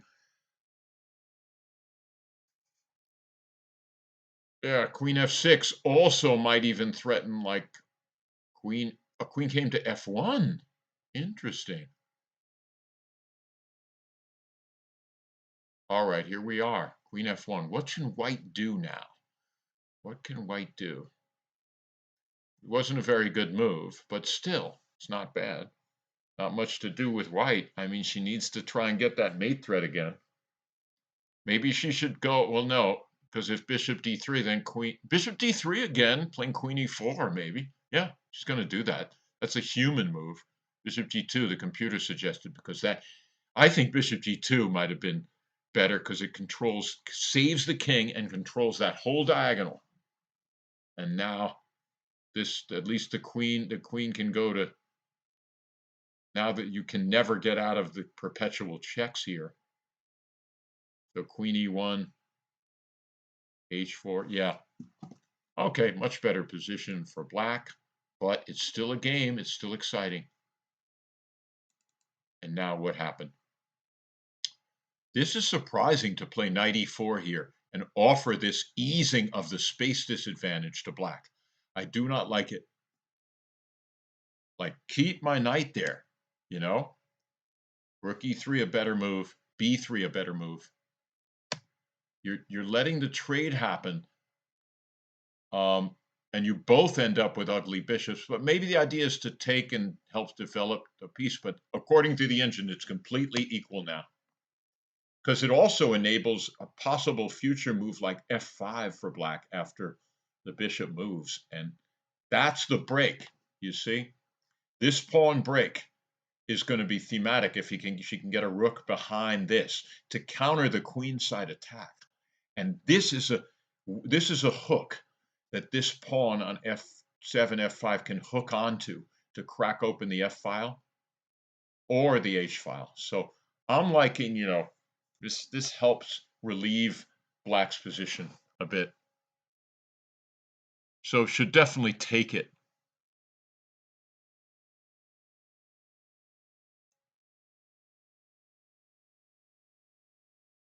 Remember, my moves are my opinions. They're not always right, from experience. Okay. What do we have here? What? Ooh, we have a ton of action here. Okay, back, h4, knight e2, f4, take, and finally take. All right. All right, a wall of center pawns is ready to push its way forward, perhaps, and opening the way for the white pieces. But in the meantime, bishop b5, finally activating this piece. However, I sort of wanted that e5 push to come. I could play f5, but then piece comes in the way of the king move. Okay, so she wants to get rid of one of these monster knights, but that knight could easily move to d4. But wait, then that loses the f4 pawn. The computer still likes knight d4. Wow.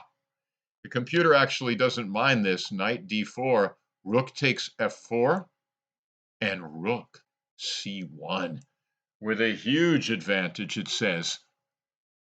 But that's not very human, giving this bishop such scope. And,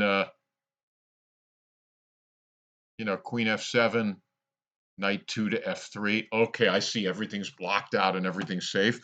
But I don't know. That's a weird pawn sack for a human to play. However, that's the idea, to get this pawn. So she almost may be forced to do this, and she could give the pawn back since she's up a pawn.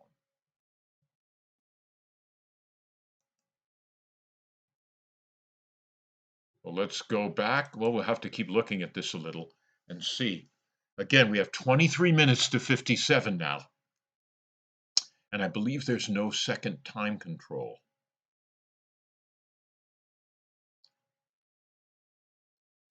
So,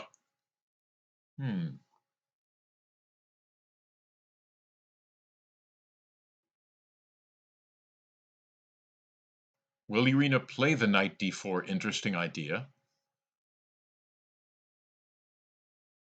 No matter what she does, if rook f1 or something, rook df1, she can take on e2 and still take on f4. So basically, Jessica's saying, hey, looks like I'm getting a pawn back by force. However, she could play the move f5. Bam! And that is an antidote, because it not only tries to crack open the black king for using the g file, let's say, and whose king has more pawn cover after this, And after g takes f5, look at this. Sorry for the sound effect, but we're going in there, we're filtering in with our pieces. Bishop h6, queen g3 check. So anyway, this is all, computer stuff and some of, but f5 is an interesting idea. That's one way to give back the pawn, right? And the computer really likes the position. Yeah, the computer just likes, if bishop h6, queen f3, but these are also scary to walk into these attacks for white by these two bishops, and not even caring if g takes f5, because it's opening the black king up more than white, because it simply gives like a quiet answer here, like knight c3, just saying, go ahead, make my day. Not attacking and attacking, and let's say it continues taking, right? Queen takes h5 or queen takes e4, all look good according to the computer. Because if you'll notice, this knight could have a bouncing point, everything's protected. White's better in all these lines. You see, but it is scary to walk into a... She did that. No, I'm not sure, sorry. I have to look at this. Okay. So we haven't seen whether she's going to play. And I have to look for this refresh button. Yes, Miguel, where is that refresh button you said? Oh, just my own refresh button? Let me see if that works. Well, I don't know if I'm not going to try it yet. Okay. Let's see. So will she play knight d4, f5? That game's getting interesting now. This is a game that could go either way. Well, I'm scared to look at the other boards. Let's see what's going on.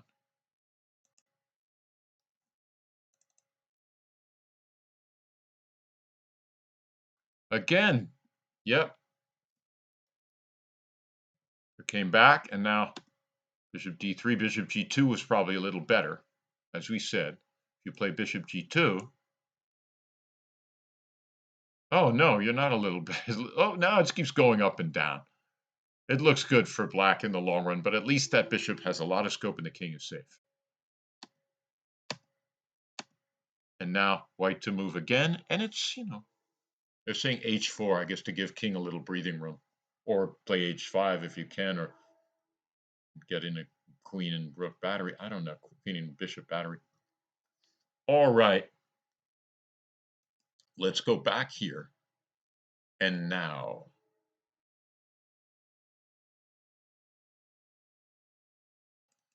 Okay, again, we are still. Oh, okay, white's move. So she did play bishop e7. Very smart. You got to realize when your pieces need to come back. And now I would look at queen h5 to soften the king side up.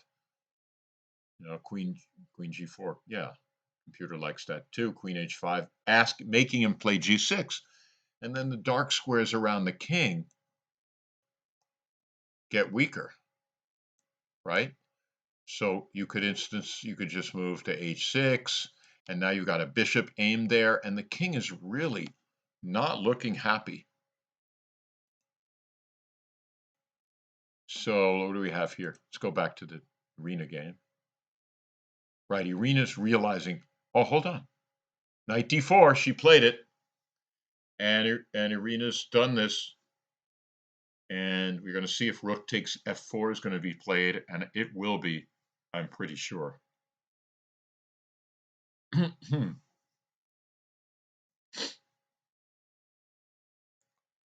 now it's obvious that black's king shelter is more brittle. So pawn structure is favoring white, even though they each have 3 pawn islands. It's the king's safety that counts.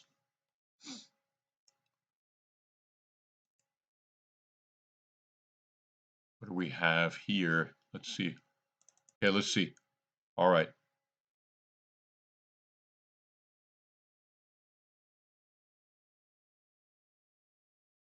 Wait a minute. Are you kidding me? Stop the board. Hold on. Let's go back. Oh, okay. Check. All right, good. Wait. Okay, she's got to check again. She's going to check a few times. She's going to play queen e1 check or queen c1 check. She can't move her rook now, right? Everyone see that? This rook may not move here because bye-bye queen. Check.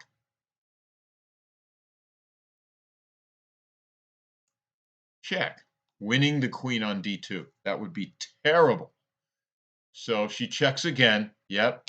But then just move again. What is she doing? She's got to leave.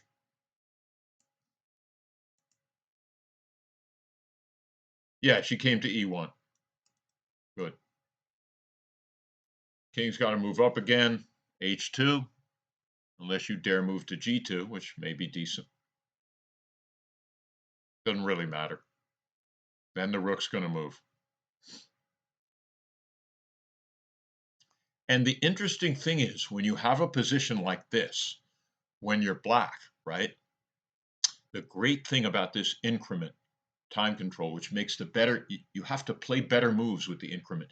You can never win with without a queen because your opponent runs out of time. You have to play good moves the whole time. So you so the good thing about this is she can repeat the position with black here, check a couple times, and then move the rook so she gains an extra minute or two thinking time. And when you have a winning better position like this, it pays to do that. So this game could go a long time. And now here we are. She took on f4. And Irina played the exclamation move rook c1, attacking the piece on c7, which is a really good move, threatening to take the knight and then take the bishop. The knight is protecting the bishop.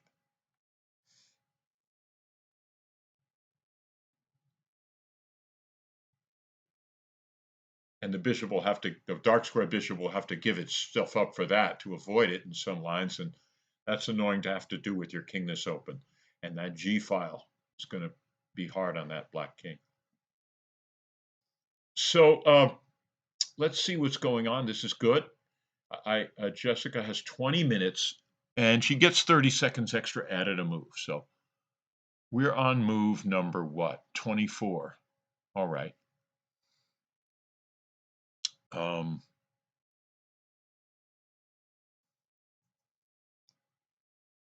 Good. Exciting game. This game here, I still say queen h5 is a good try here for white. I like that.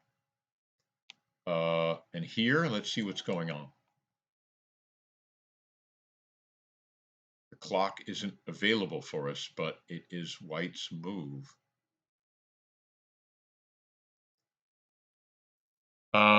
Yo, Laura, good to see you on here and great to see you the other night. I wish I had got to say hello to FM Laura Smith, Woman FIDE Master Laura Smith, otherwise known when I was in my heyday as Laura Ross back in the day. Remember going to Klovsky's chess camp, a great camp with her. Anyway, she glad she could play this event. And she's watching on commentary. If you have any moves, let me know. All right, good. What's white going to do here? I say b3, an excellent move. Oh, good. Oh, was I wrong about what's going on here? What? So she didn't trade? Oh, okay. I guess it was a variation. So here we are. This is the move, the game. And now b3 is a good move. All right. Meanwhile, what do we have here? Okay. Going on. She checks again. Is that going to be a draw? Has she repeated? Let's see what's going on here. Okay, what happened? Let's see. Check, check, check. All right. I think she's gaining time on the clock. I would want to play this position out and play rook e8 because I still think. But wait, no, king f3 now. And the computer thinks it's totally equal. That is funny. Let's take a look. Who would want to try that right here? But this is the only move that equalizes according to. You just get better position with your yep, you get better. Queen d1 and just king f2 now. And that's it. Wow. All of a sudden, the position is considered equal. It's cool. You know, this is interesting for me because I rarely look at computers when I play games, and I just don't. You know, I want to think for myself. I like to look after at stuff I did wrong because people get too reliant on the computer. All right. See what's going on here.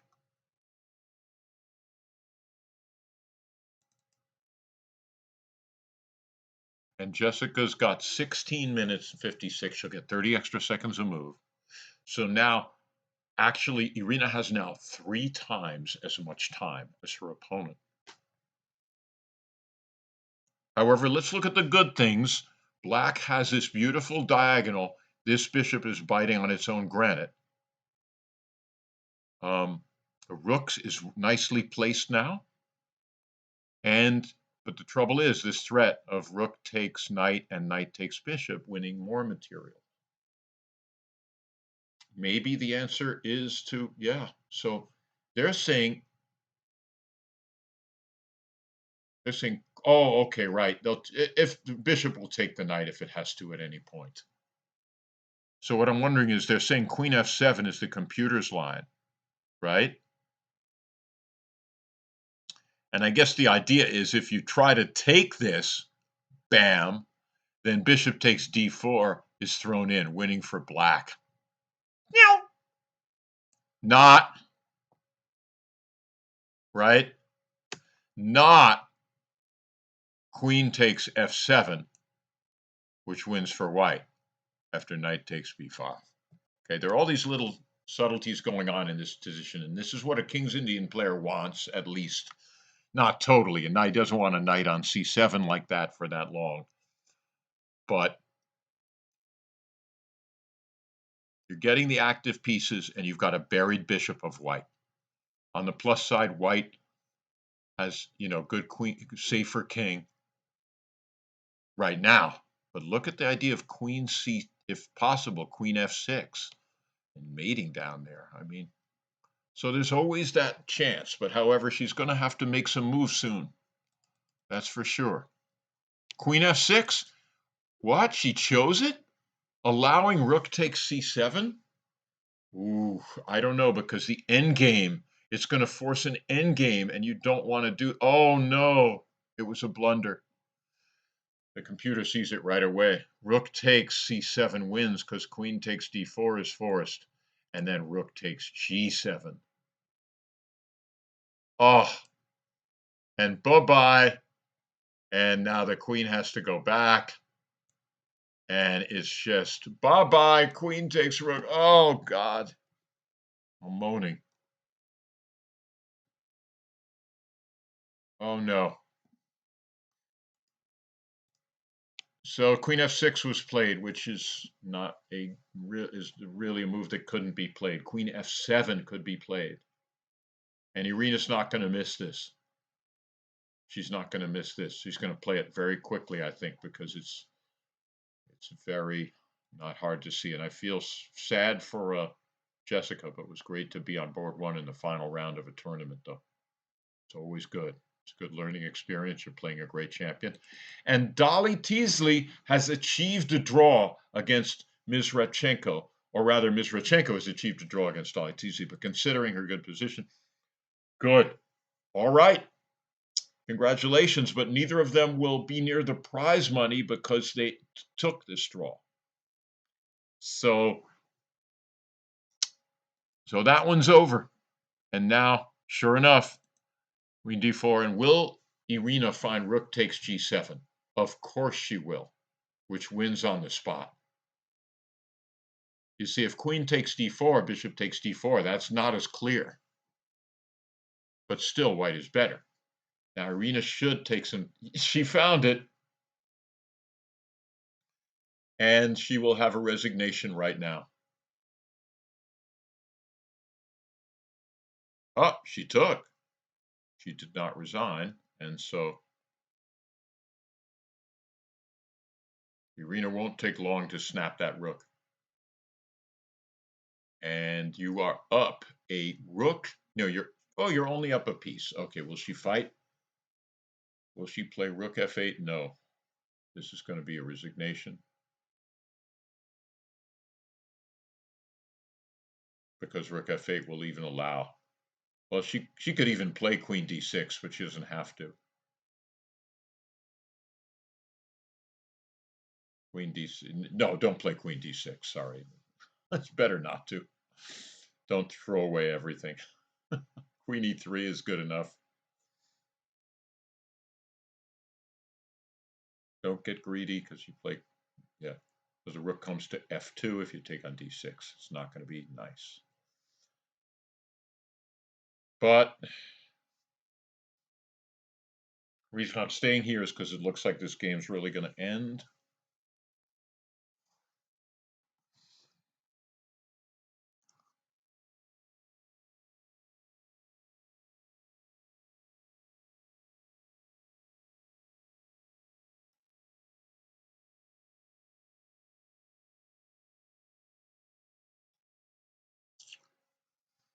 All right. I guess Irina doesn't have to rush this at all. She has all the time in the world. So she'll make sure there's no counterplay. The obvious move is queen e3, keeping the rook off f2 and hitting a7 incidentally, and ready to swap off rooks or play rook g1 with attack. Not to mention play knight f3 to d4 and knight to e6. So it's not hard now after queen e3 to just sew up this game, followed by knight f3 to g5. So after queen e3, I would probably resign if I were black, but it depends, you know. Okay. And now here we are. She didn't go queen h5, which I just don't get it, because queen h5 was a lot stronger. Okay, queen g5 is playable, h5. And that allows h5, which you could say is weakening, but the king isn't there. And so this gains a little space for black now. Or maybe it could have happened in another variation. So still, though, however, now she has to keep an eye on the knight. So queen g3, h4, queen g4, and then at least black has gotten some play for that rook. And she's going to have to play a game with a king in the center. Yep, Irina played queen e3. And it's not going to take long before a handshake, I think. Oh, okay, no handshake, but then, oh, okay, if knight f3, queen g3, okay. So now you could go knight b3, you could play that, and knight d4, kicking the bishop. You could also play rook c1. You might lose your h-pawn, but your rook could hit the 7th rank. And then your queen comes into h6. Look at that. You could even play queen h6. But, rook c1 is a good move.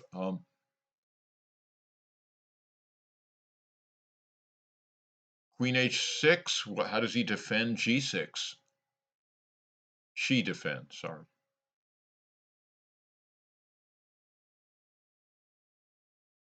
All right, so probably not. I don't know. I would get the other pieces in.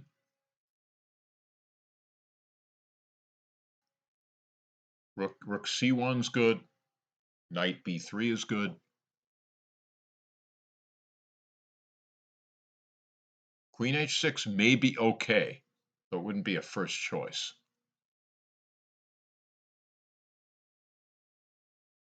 Computer likes either a3, the simple, or bishop h3. Interesting. Those are its two choices. Let's see what would happen if queen h6. What's the counterplay? Rook f2, allowing a perp? No, it gives a huge advantage for white no matter what. So it likes queen h6 a lot. Fine. See, it's good. Queen g7. Oh, let's just back to e3. What the hell? All right. It's just kind of annoying. All right, whatever. No, it allows bishop d3 check. Why allow it? My fault. All right. What's going to play? She's going to play knight b3 or rook c1 or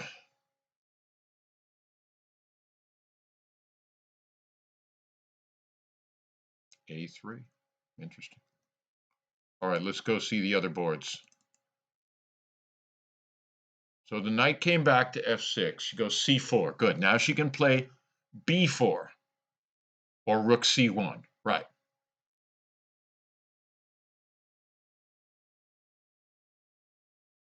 Rook e3 is still a likable move here.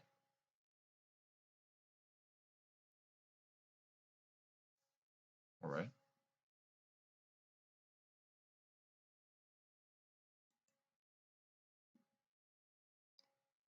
All right. Well, considering how inactive Dolly Teasley has been lately and hasn't really played many tournaments, tough tournaments like this in a long time, she, I think, finished with, I'll have to look at the score in the cross table, but I think, was it better than 50%, which is quite good. I mean, if you haven't played in a long time, you're playing a lot of young up-and-comers like this. Decent result.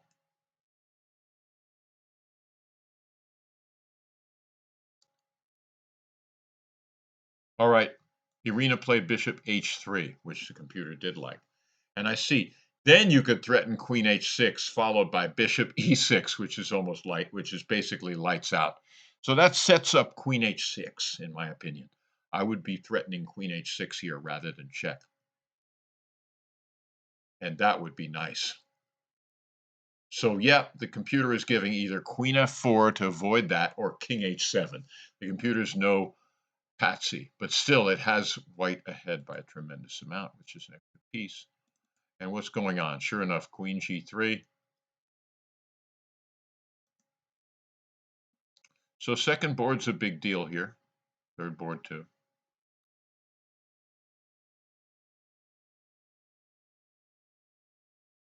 Oh yeah, I can check. I'm going to check the standings on my other device. Look at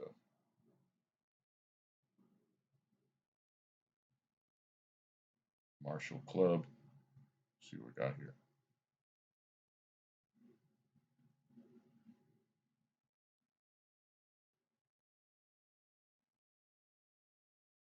All right. Yep, it's a 50% even score with 2.5 out of 5 points for Teasley and Rodchenko. Camelia Sharuda, also a good player. Well, they're all good players. Won her last game and finishes with 3 points out of 5. And Hema Vikas won her game, which also gives her 3. So they all right. That's good. So those two have 3. Let's see what's going on here. All right. So sure enough, Irina checked with the bishop anyway. And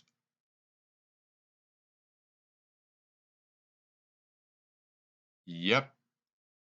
And after rook f4, after king h7,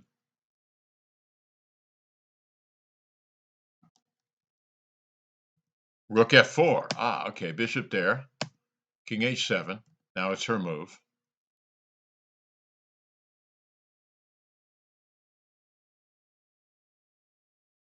All right, maybe a3 is a good move now. Maybe a3 is a good move now. Oh, the computer likes a4. I think because after bishop takes a4.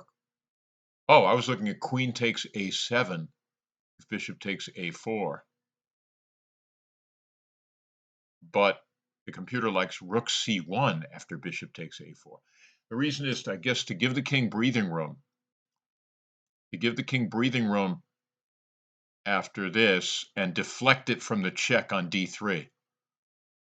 And now it likes... What? Oh my, look at the beautiful move. Knight f3 check. Not check, knight f3, because if queen takes e4, knight g5 check. Absolutely beautiful.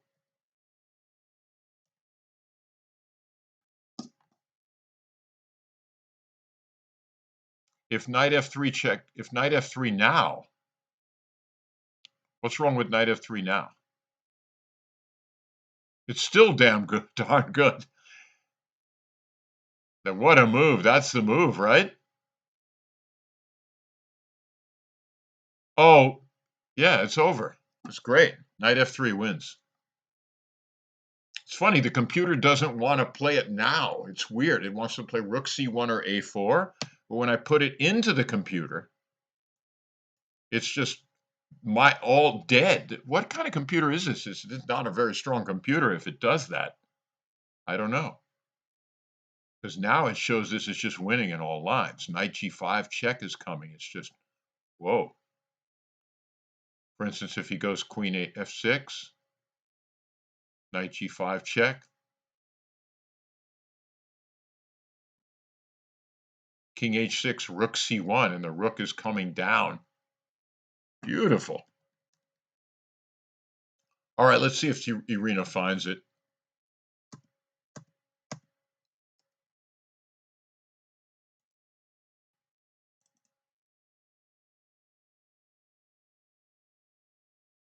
Her time is ticking. She's waiting to win this tournament with a perfect 5-0 score. I mean, she's favored to with a rating that she has, but it's never easy. I mean, it's never easy. It's just a rating is just a rating. You got to play well, and rating is just past results, and she's doing this. This is very good. So knight f3 is a crusher.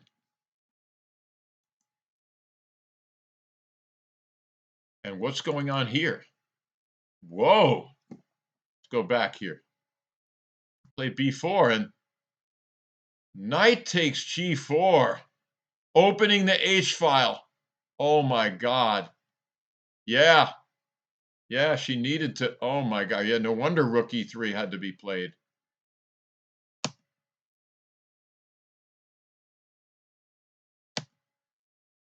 Howling move. Oh my God. Knight takes g4. And if pawn takes,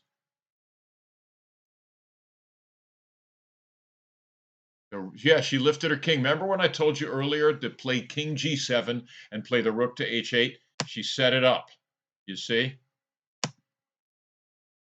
And now if h takes g4, right? It's horrible. Rook h8. And now the only way to stop mate is, because she's tangled up with these rooks over here, is to play f4 or f3, but that loses the knight immediately. So she has to give back the piece with like knight f5 or knight h5. And that's what she's going to have to contort to do. So I guess maybe she's not even going to take the knight. Yep, the best she can do according to computer is rook e4. But then, of course, f5.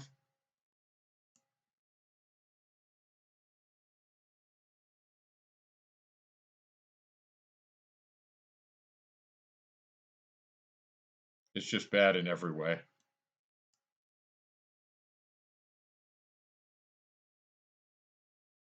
Rook h8, knight h5 check.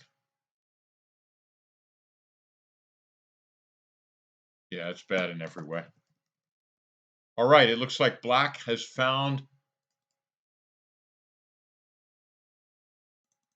really made the most of her chances here. And so let's see how many points Megan Paragua has. She has 2.5 points. So with this win, if she wins with black, she will have 3.5. And let's see. And then it's up to either Women FIDE Master Sahana Aravindakshan, or Women FIDE Master Chloe Gao. They both have 3 points. They've got a chance. The winner of that game can take clear second. So this is clear. And that game is still very much up in the air. The bishop took the knight on g5. The bishop recaptured, and she blocked with her own knight, creating a self-pin. Wow. I guess she's saying, all right, I'll move my queen. I'll get my knight to d5 or f5. I don't know. But the two bishops look like good compensation here for black and the centralized king. Yeah, the rook coming to d1 is an idea. All right, white is better, even down a pawn, the two bishops and everything. So.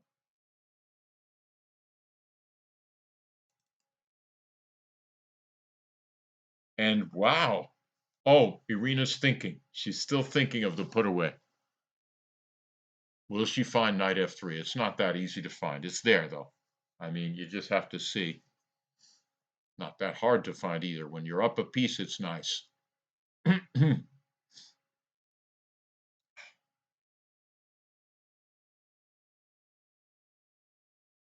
I mean, obviously, rook c1 is a really good move.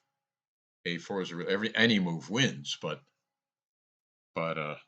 almost any move is still winning. But knight f3 just crushes, and that's her name, isn't it?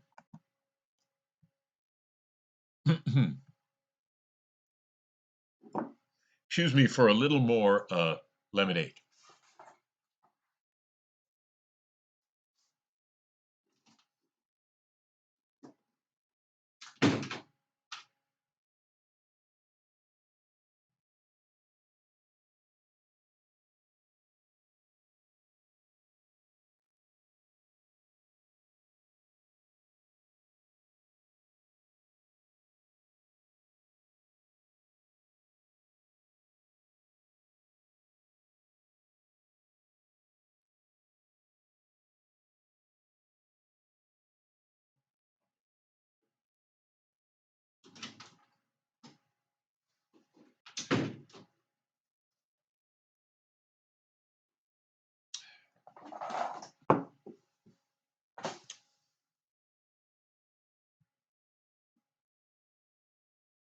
All right, these are only 3 boards now.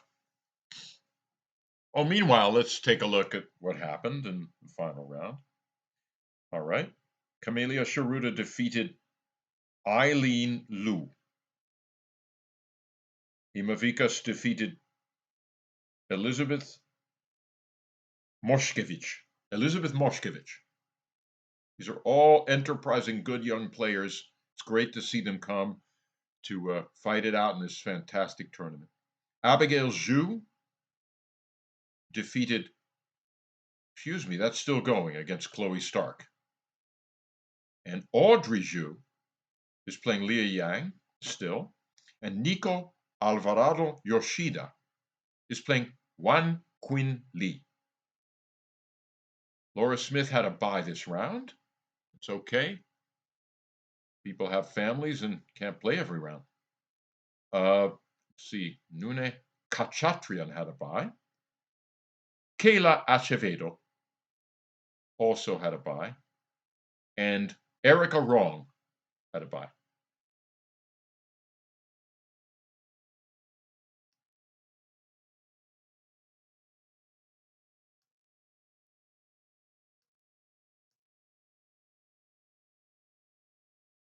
All right, what do we have here?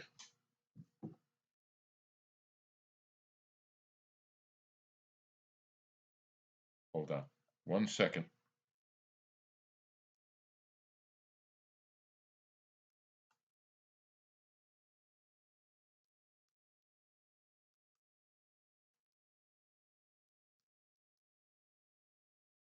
All right, let's go back.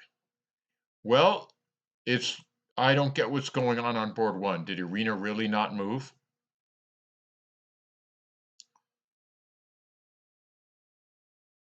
All right, I don't know. All right, now board 2 is, I guess that's it. That's a really interesting game still. Rook AD1 looks good.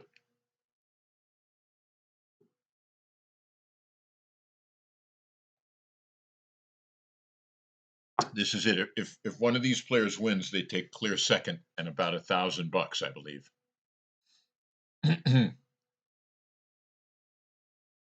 Or 1,500. I'm not sure.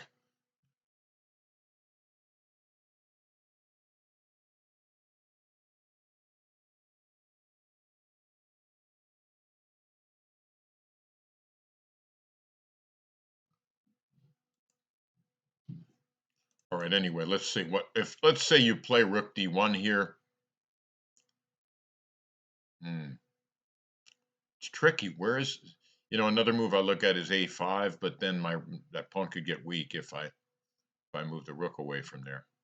So yeah, Rook D1 looks good. But it's true. How is Black going to target this position?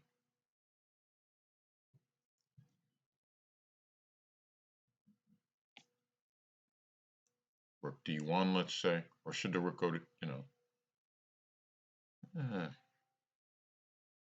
I don't know. I'm not sure exactly how the plan's going to be here. Another move I'm looking at is this move.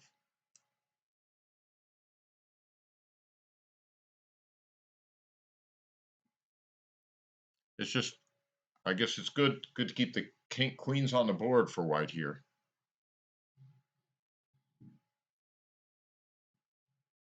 But not having played white in the Queen's Gambit Executive, I've never quite played a funny position where you give him an extra passed pawn and you just play around it and work around it. This is better for white in every variation according to the computer, but it's interesting strategy. she did it. She did it. Knight G5 check. She found it. And so, in other words, let me show you again for those looking. Knight F3, Queen moved because he can't take on E4. Knight G5 check, King H6, and now Rook C1 to C7 is a very good plan because you're threatening Rook H7 checkmate. However, then the Rook could check on F1, so I have to be a little careful with that. Sorry. The Black Rook. I mean, all right, so F1 is hanging, so But what's the big deal? How many checks is that going to be?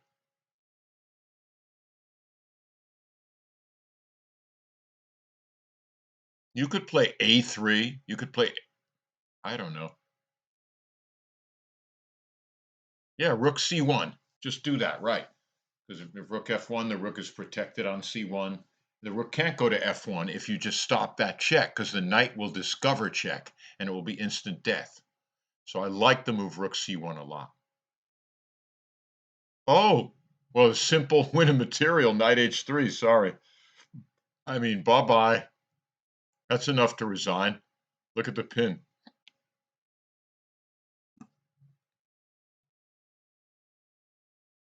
Oh, yeah. Who would think the knight did a little winding walk from, to F3, G5, H3, and just won.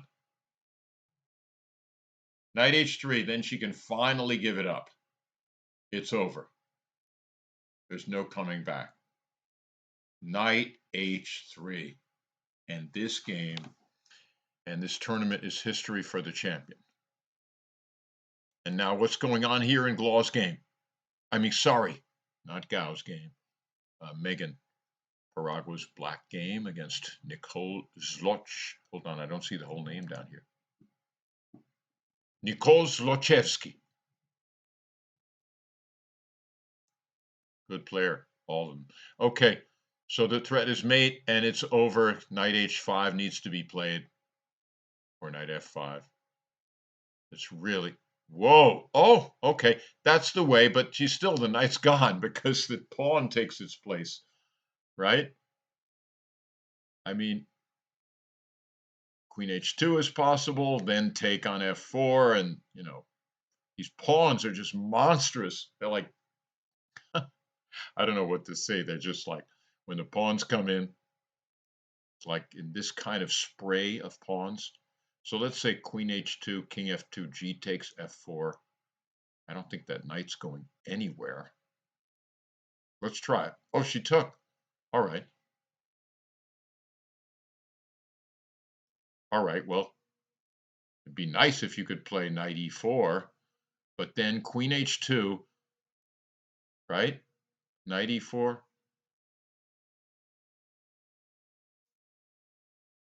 Let's look at knight E4 for fun. Queen H2 check. Is the bishop coming to H4 with check next? I'm not sure. Yeah, that's just going to happen, right? So King F2, bishop H4, and you can take the rook, you take the bishop, you take it all. Oh no, okay, you go here. And then she goes bishop H4, and you have to go here. And then bishop takes E1. Rook takes E1. And you follow up with the killer. F5.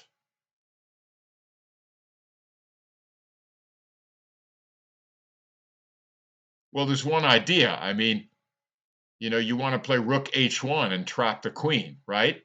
But it doesn't work because if pawn takes check. So this move is killing. It's just over. The pawns come in, the other rook can come to G8, whatever. The material is okay. Beautiful. The way the position just unfolds. These black pawns just coming to life.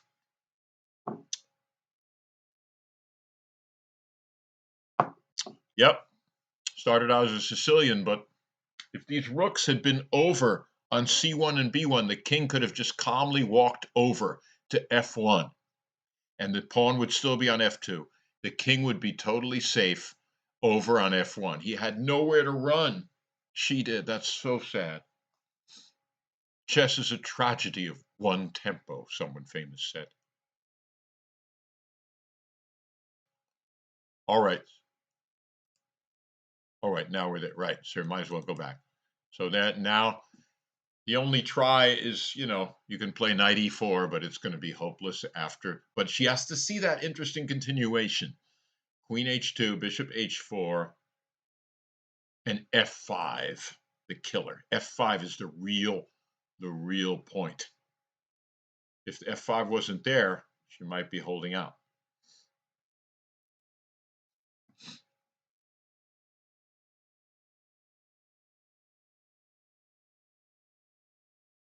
Yeah, it's really bad. All right, so Irina did it. We can clap. And we go to board 2, and we're getting down to 16 minutes each, and this is becoming long, long, ladies and gentlemen.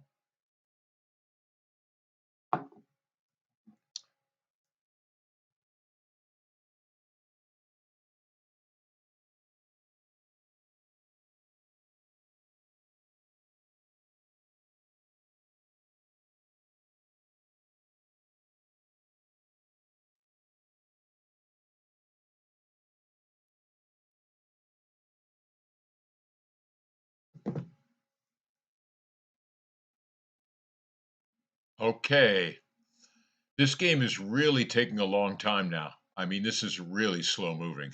But that's good. That's the way top flight chess should be. You should be thinking deeply about what your plan's going to be. So, got to use your time. And what do we have here? Whoa. She curled back to E2. Oh, now the king is going to get a ride. Ready? You're going to get like queen H2, king F2, bishop H4, king F3, then F5? No, bishop takes E1, rook takes E1, rook. Oh, God. Ooh. Oh, I'm starting to see this like queen H2, king F2, bishop H4, king here, bishop takes, takes, and now they're going like this. Rook takes H3, take, take, king here, and what do you play? Freddie the F-pawn distracts the king from the protection of the queen. Oh, and that's what's going to happen.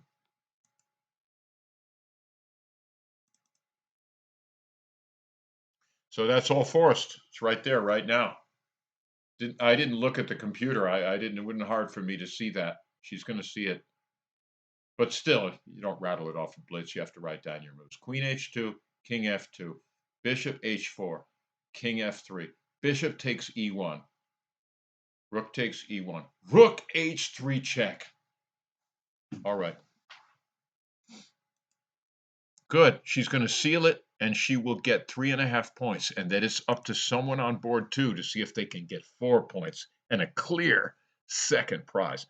However, if they did take a draw on board 2, it would be a 3-way tie with 3.5 points for second and third, which is probably not too shabby, something like 800 each or something. But then again, I used to say, if you're in this game for the money, you're in the wrong game. So maybe that's becoming different now with the advent of the St. Louis Chess Club and the Queen's Gambit, etc., or chess streaming. So here we are. By the way, this is my first ever chess stream. It is my pleasure to be with you all. And this is my first ever time doing this type of announcing online, and I'm very excited. I feel like I could do more of this. Okay. Rook C1. Interesting. Certainly looks very plausible too. You know, you get the only rook, and if the other rook comes over, you can swap it and bring the other rook over, and get your rook in somehow.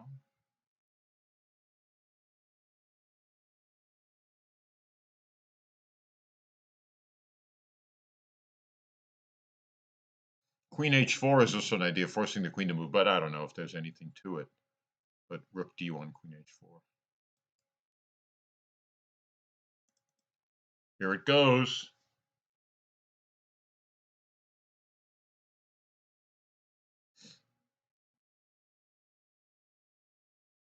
Oh, sorry. She could return the knight on. It'd be hopeless. She could save the queen by returning the knight on G3 at some point, but it's not going to help because in the end, it's going to be up a rook. Black will be up a rook in that variation.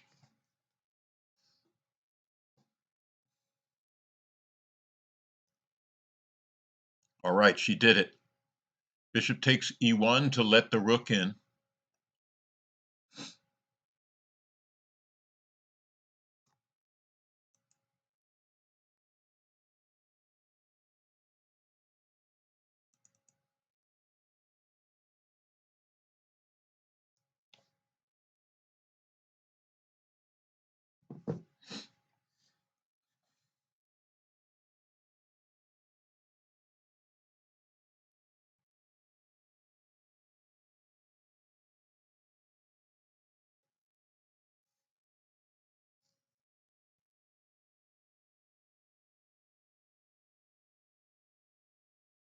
Queen d7. Black has moved. And they each have 14 and 13 minutes something respectively, so they're going to have to up their rate soon. Bishop takes e7, she decides. I was shocked. Giving up the two bishops, she better have something good in mind. Why would she do that? Oh, because the g7 pawn hangs? Yeah, it doesn't like it, but still. It doesn't like this move because you're going to get the g7, but look at this. Like, I'm thinking maybe the king can hide on d7. After queen takes e7, queen takes... Yeah, that's what I'm thinking. You take, the king moves, the queen takes here, and then king here. And rook here is coming to g8. And who's the one in trouble now? Oh my God. This bishop was really quick to play this move so quickly. To play bishop takes e, I'm just surprised. Because now queen takes, and I'm starting to like black's position. Oh, okay, you don't have to play queen takes g7.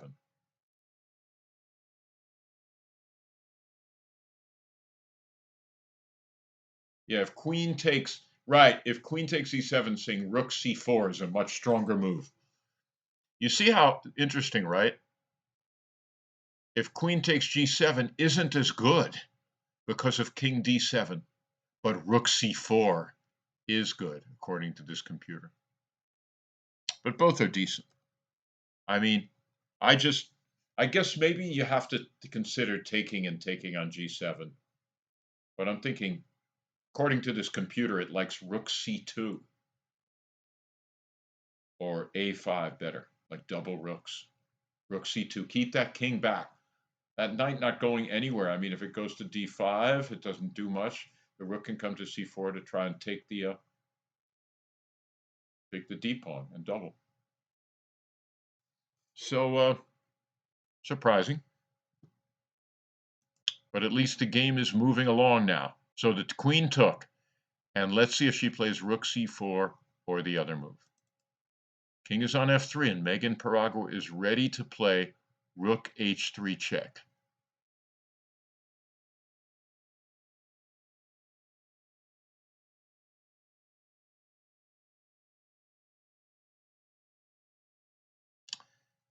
Now, f5 right away is a weird move. I would play rook h3, but it's certainly interesting because you're threatening. Oh, wait, no, then the queen can get it. Sorry. You take it.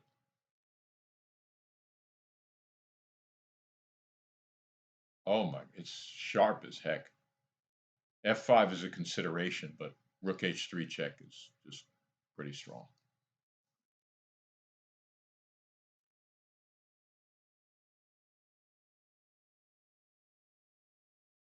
Okay.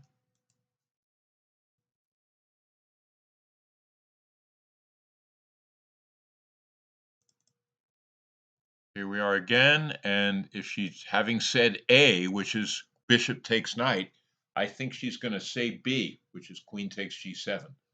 But maybe she'll say B at rook c4.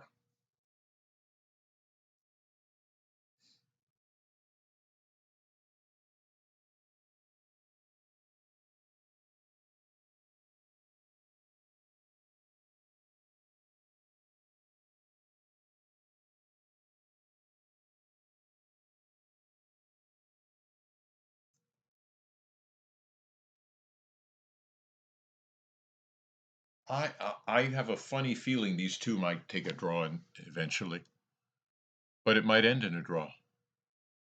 However, yeah, Might. Meanwhile, we're back here, and Megan Paragua is still thinking, unless the moves weren't relayed.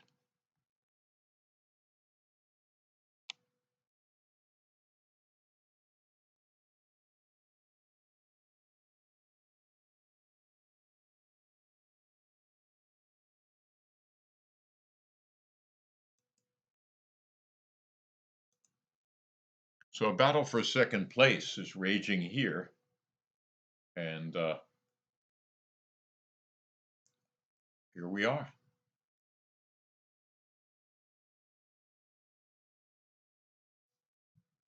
Battle for second place. Will she play queen takes g7 or rook c4? And I mean, rook c2 is a move, but it doesn't attack anything. And now, I mean, as things get more and more traded, the king gets safer. The extra pawn could amount to something. So she's got to get that one of those pawns back eventually.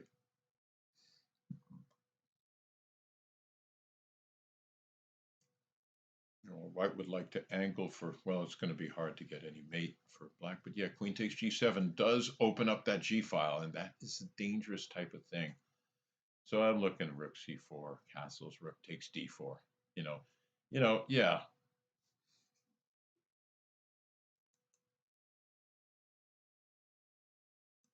All right, she did it. Check. King e4. And will she resign after f5? She blocked with the knight, so she could go back to e2, but okay, let's see what happens.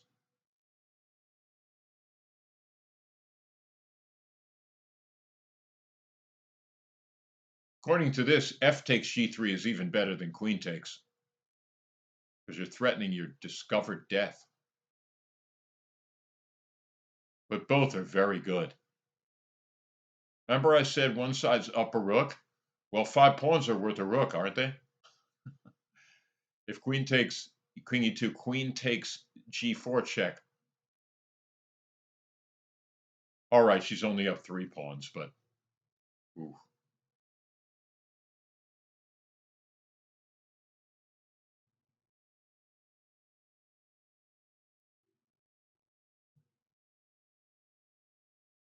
Yeah, I kind of like that f takes g3, threatening discovered. She does queen, okay, king e2.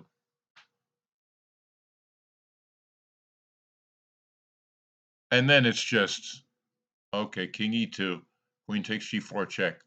If queen blocks, you can trade queens and play f5, followed by e4 or something, or g5, I don't know.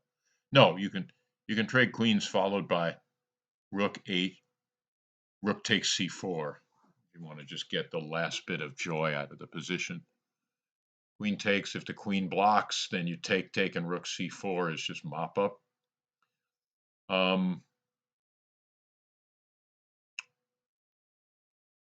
Yep.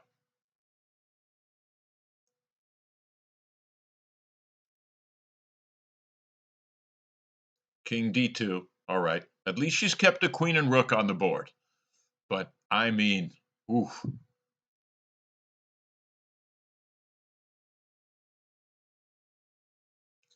Yeah, I mean, you're right. She still had a queenside majority, but I like the idea of rook h8, bringing it in, penetration. You could even play f3, which threatens to take the c4 pawn. Pawn to f3. And you're threatening queen to rook takes c4. So the king got to move to c3 or something like that. Then f2.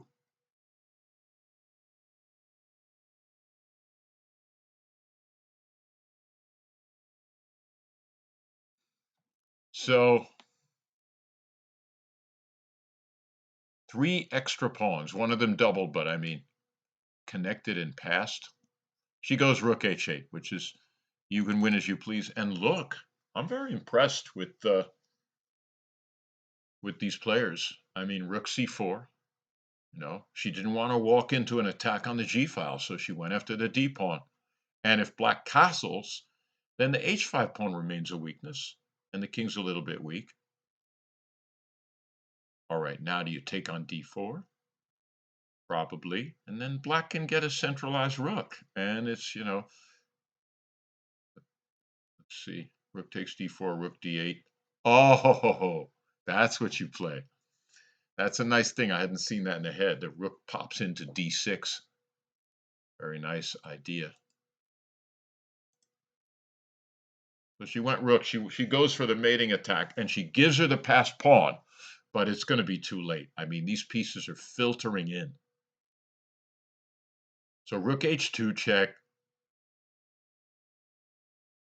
Oh,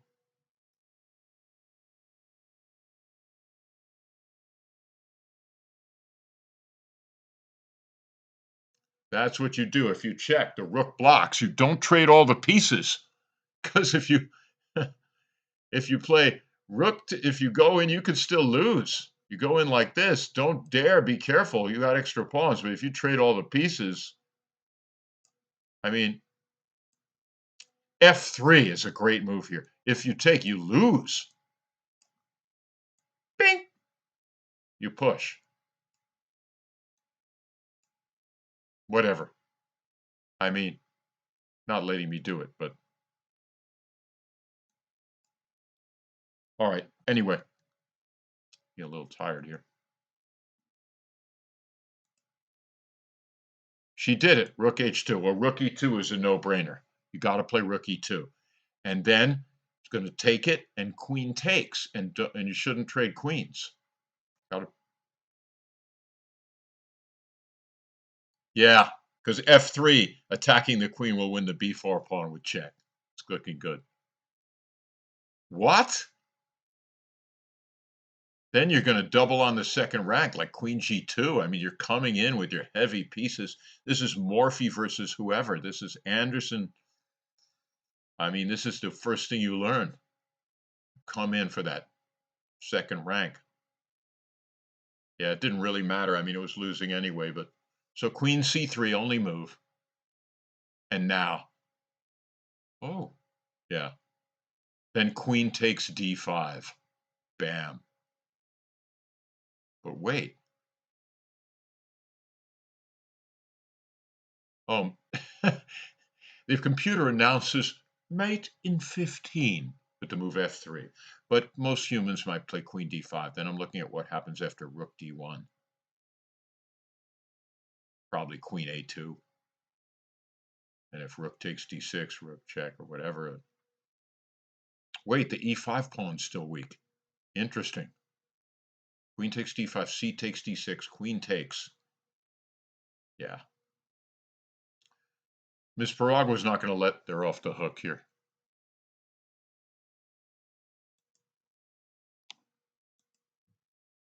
Meanwhile, back here, she should definitely take the d4 pawn, because then the rook can go to d6, which is a sweet square. Okay.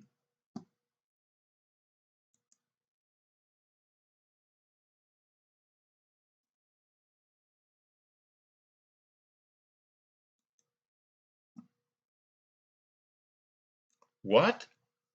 Oh, okay, that's just as good, maybe even better. Just taking over the whole board. Look at this. There's so many ways to play chess when you've got this type of advantage.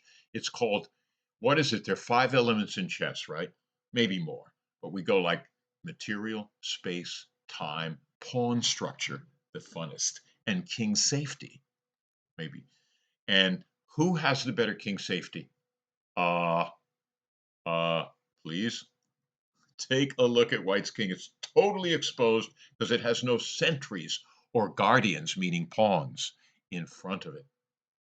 All right, so the rook queen has to find a place to move, and it's really tough.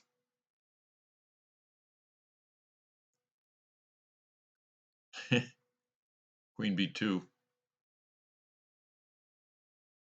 f3, queen c4, queen g3. Oh, pardon me. Just haven't had dinner, but I'm getting ready to. I'm waiting upstairs for me. But it's been a pleasure being with you all. And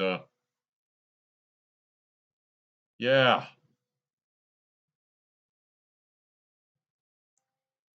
Meanwhile, I'll go check with the second place game.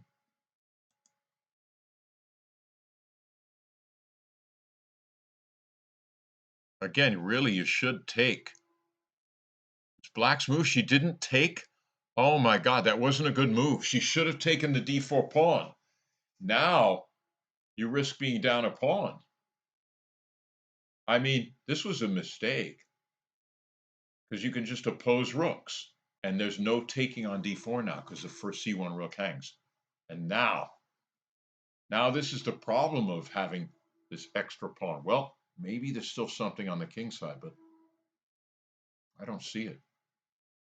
I mean, just trade all the rooks, and that passed pawn's getting more and more dangerous. Oh, what an exciting turn of events. Here we go.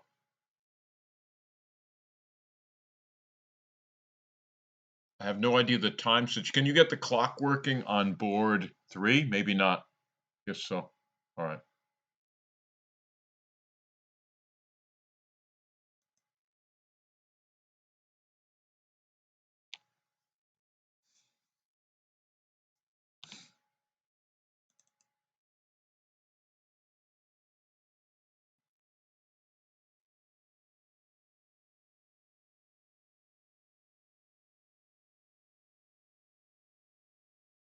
Ooh, Queen f4. So she plays Queen f4, trying to get that pawn.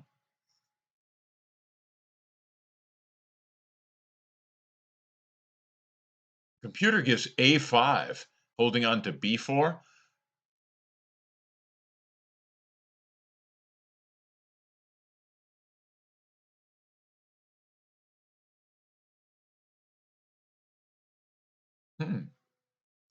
Wow. All right. Looks like she may be okay. Looks like she'd be able to get that pawn somehow.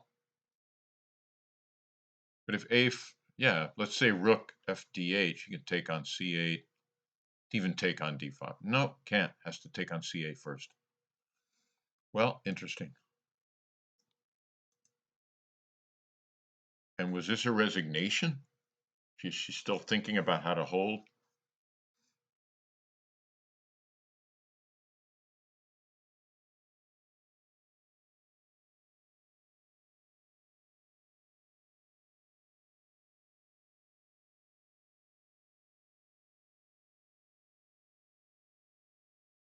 I have a feeling maybe white resigned here in this position. I'm not sure.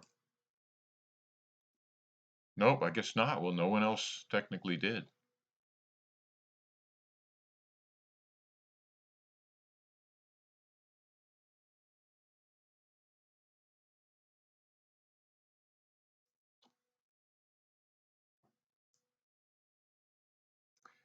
Hey, thanks, Laura. Yeah.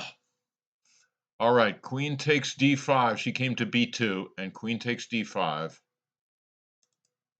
But she could have played a just, yeah, okay, that's fine.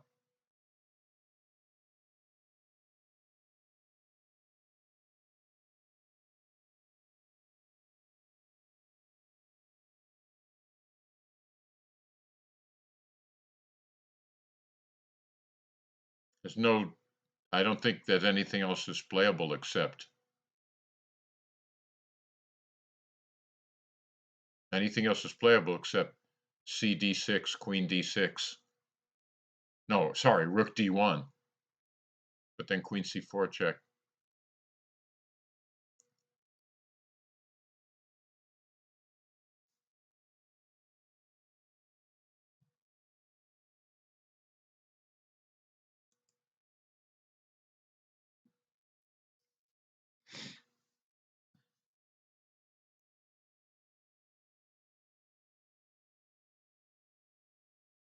All right, took with the, wow, took. Oh, interesting. Yeah, it's a win. I mean, yeah, obviously. Wait, yeah, but still, to give the passed pawn, you didn't have to. You could have taken it. But okay, so king moves over rook b3. Is that the idea? Oh no, even better.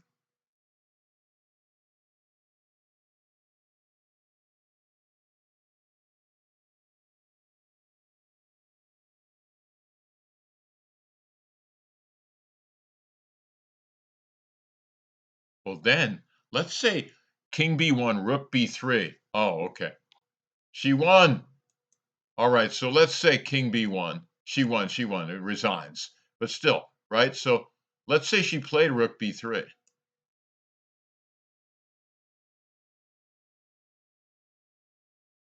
I would, I don't know, I would at least play this move and give up the queen so this, you know, just so I had that passed pawn down there. You know what I mean? It's just annoying, but still, queen takes b4, it's fine. I mean, you can give up your queen and their pawns are going to beat the rook even. But, but there's queen e2, right? And the king stops it, king f6. So it's all over. Of course, the king is close enough. So let's look at that final game again.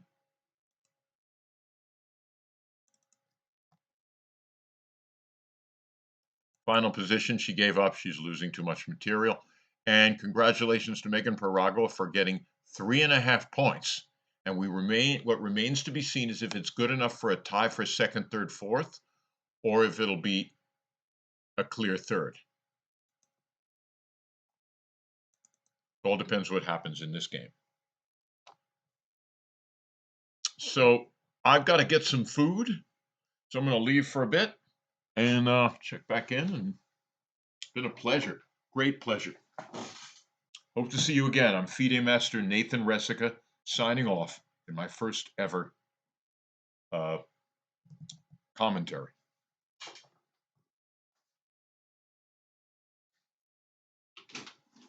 I'll be back.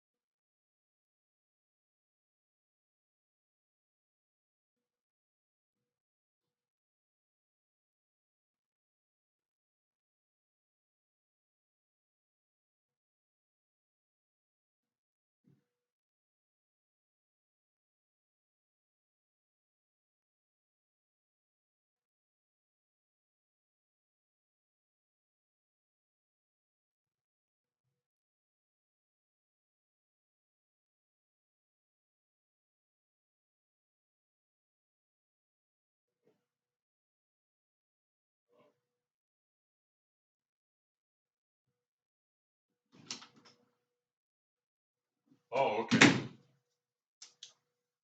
All right. So this is the game's running out. It's becoming almost a blitz game.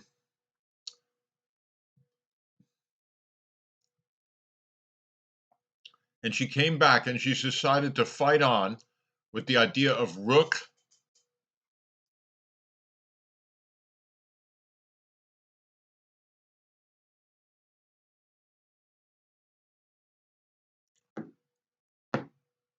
Come back. And now the threat is mate in one, and she's up a pawn, and this could scoop up a second pawn right now. Oh my. Looking good for black. Okay. Stop streaming. Wait a minute. Yeah, I may have to. All right, this has been great joining you guys. And I'm predicting, still, it's not over. This has definitely got excitement in it. 45 seconds for white. It makes me want to stick around and see because she gets 30 extra seconds when she makes a move. What's she going to play? She goes F3. She finds the right move. However, queen takes E5.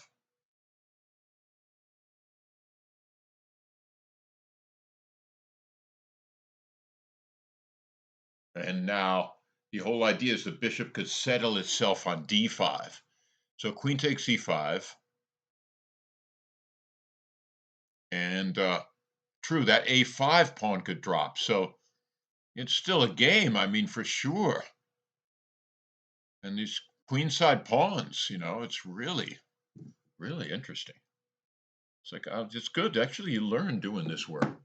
Okay. So I would take on E5 if I were her, but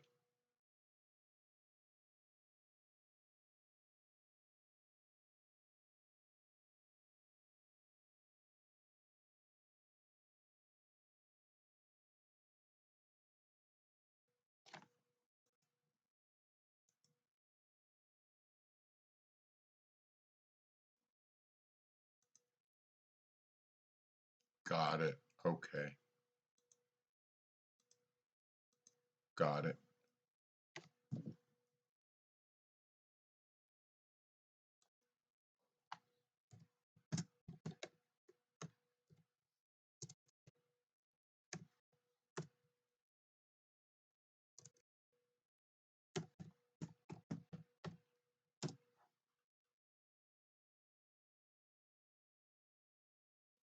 Wait, better click this again.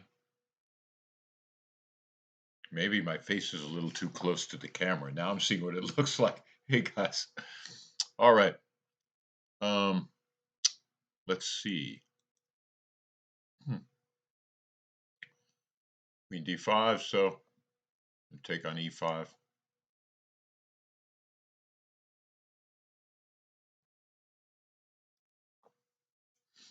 Still a very important game, a big, big money game. Not back to pick up over $1,000 in a weekend.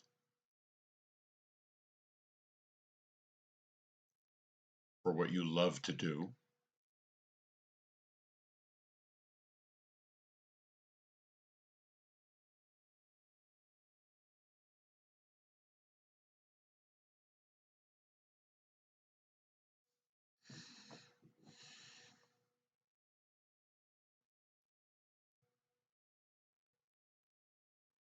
All right. Got to sign off. It's been 3.5, a little more than that hours. And I wish, let's whatever. Oh, good. Finally, she takes down to 230, 1 minute for the other opponent. And I would say rook c5 is going to be played because it's hitting the a5 pawn. All right. Queen d6. I don't think you want to swap queens yet and go into that. You want to keep that d pawn right where it is.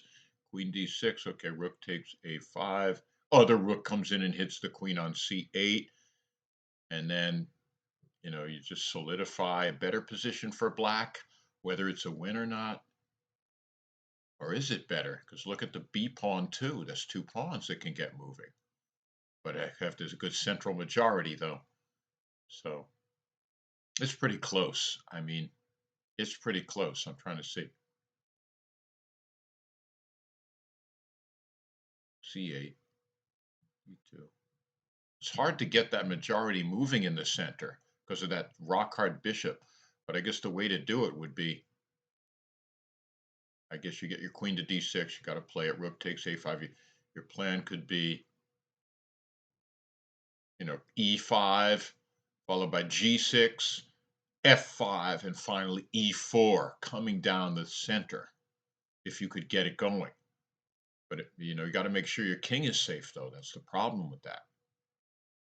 So I'm not sure, because of the h5 pawn, you can't just play it without opening your king. If you could play your king to h8 and get that thing all in. But if pawn were back on h7, it might be better. But I'm not sure. Not quite. Well, the time's running out. They're going down to their 55 minutes. It's too exciting to leave, though. My food is waiting for me. I'm starved.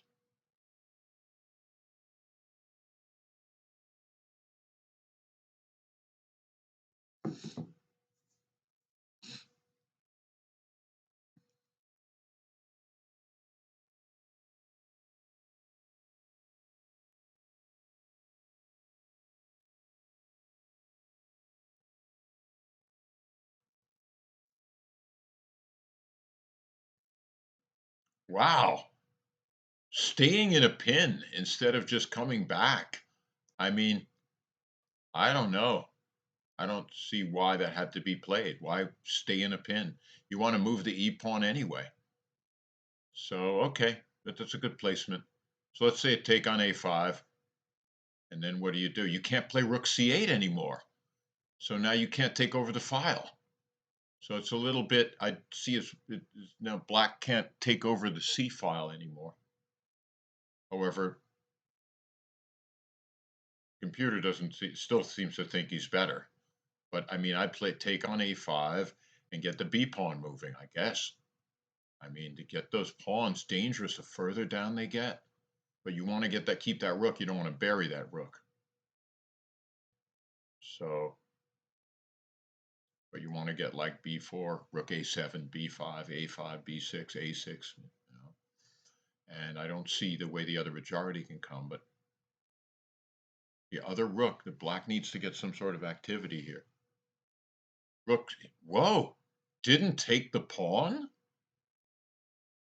You're going to not take back your pawn? That's a weird decision. And now black is much better all of a sudden. You see, decisive game. What were you afraid of in taking that pawn? I don't see it. What were you afraid of? I just don't get it. Very sad. Decisive games. Strange things can always happen in decisive games. Move. Just give your king some. Yeah. Whoo. Man, that was close. 39 seconds. I'm glad they can't hear me.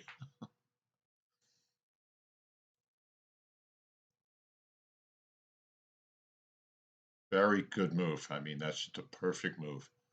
And now what? You're down a solid pawn. You didn't get a queenside majority anymore. I mean, you do, but it's held back. It's a minority one that holds two. The a5 pawn holds back the b2 pawn. But now let's see what white comes up with, because it's a tough position. Where are you going to take on f8? No, you should have come back to c5. Oh, now you're in trouble.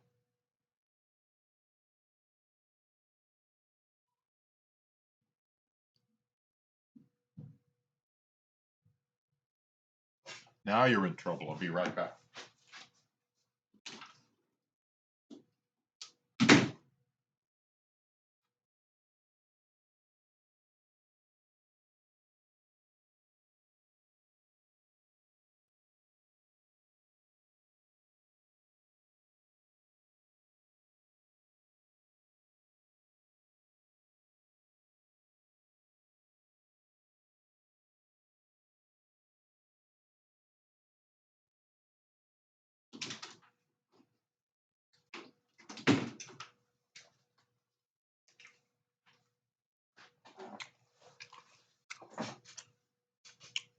H6 there.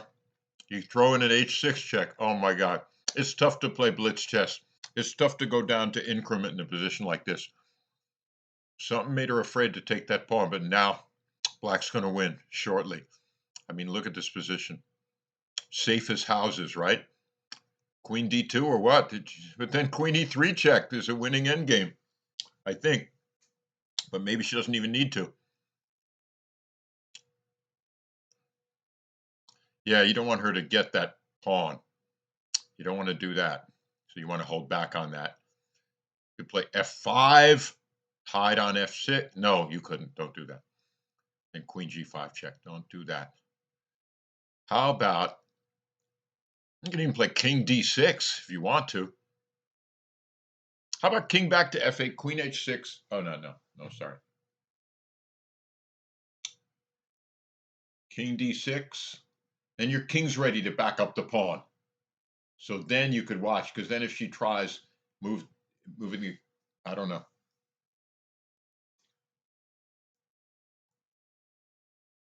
All right, she's thinking, should she liquidate? Bishop there. Interesting. Yeah, that's it. Covering c5. No check. That's a nice move. Attacking the a pawn.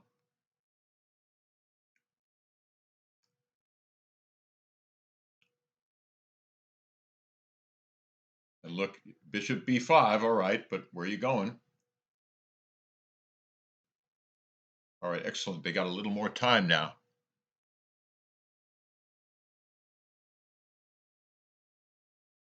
She just needs to get that queen move so she can push that e-pawn maybe, but she wants to keep that threat of queen e1 mate if the queen leaves, or queen not mate, but strong check.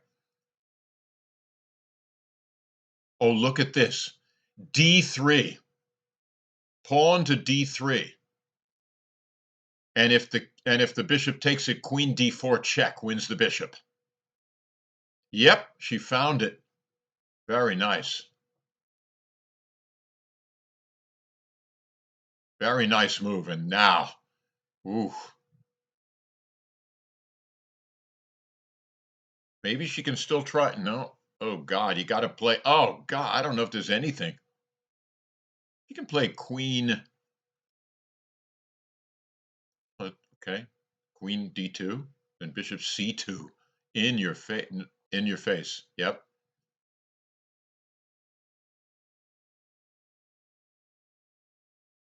Two seconds. Is white going to move? Queen d2. Did she make it in time? She made it in time.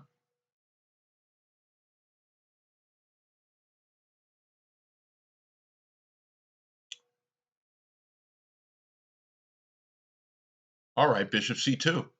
Pass protected pawn. Bishop c2. Still can't take the pawn because of queen d4 check. Bishop c2.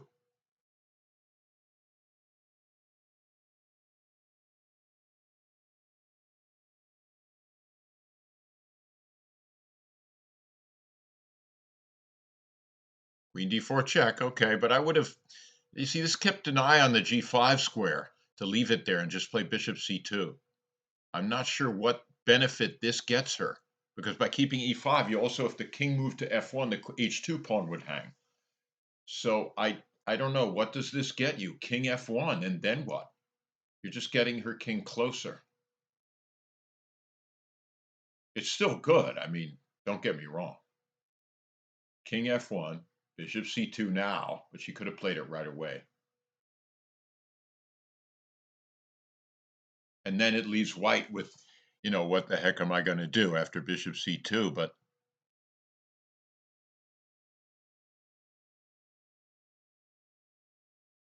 I mean, I understand what's wrong. Yeah, I mean, bishop c2. I mean, look at this.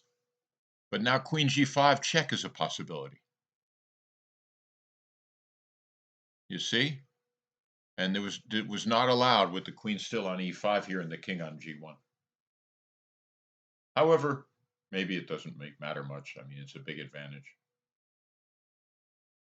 I mean, you're up one pawn, but the computer considers you're up 4.5. h3. All right, she's making a move.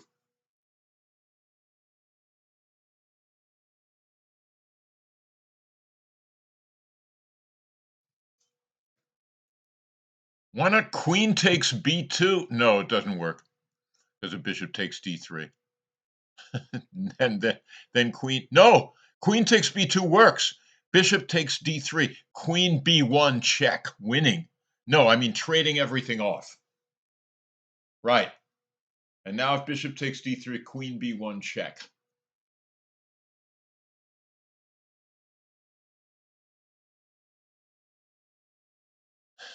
Funny, Miguel. As my chat partner there says, yes. So taking, wow. Ooh, no, no, no. Come on. Wow. Okay, that's good. Good for her. Fight. Exactly. But now queen check. Oh, but then the queen back? Yes. Queen c1 check, followed by d2. Bye-bye. If queen back, just d2. Queen c1 check, followed by d2. I don't think you're going to get a perp. Hold on. Watch out, because you may get a perp. She has a c7 check. Better watch out here.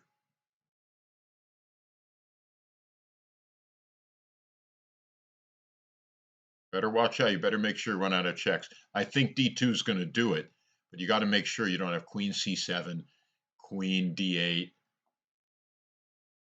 queen c7, queen d6, king g7, queen e5, king h7. Yes, the king hides on h7.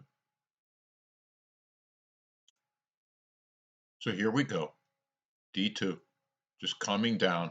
Queen b4 check. All right. Uh-oh. Uh-oh.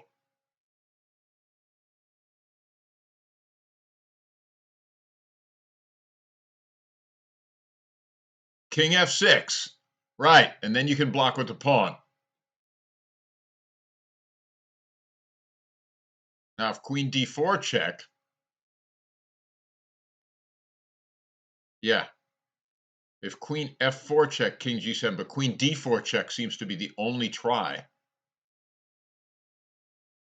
to keep perp pressure on. And then e5, queen d6 check. Got it? And then king g7, queen takes e5 check, and then king h7 finally. Here, watch this. e5.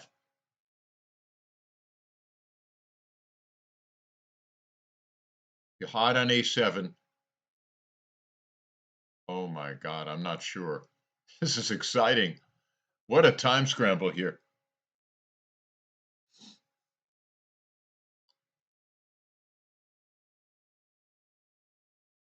Yep, it's your only way. You're going to give that pawn up and you're going to hide on h7. But let's see what happens.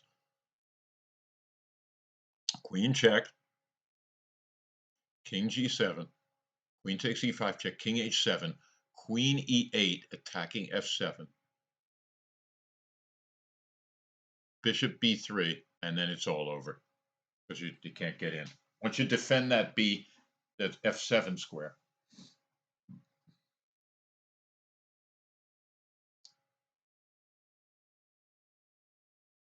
Well, she's got to know she can hide on h7. You see, that's the difference when your king is at home. Too bad white's, yeah, but the trouble is that passed d pawn, and that's going to win as soon as the king hides. Yep, there we go. And now all this extra time, but it doesn't matter because that queen is coming. And, well, worst things worse, you take a knight and you have a knight that says check, but you don't want to have to do that. You want to take a queen. If you had to, you take a knight. For instance, if queen g5 or if queen f4, you play takes knight check and you win the queen. So bishop b3 is going to be a cool move to play defending f7 after queen f6 or something.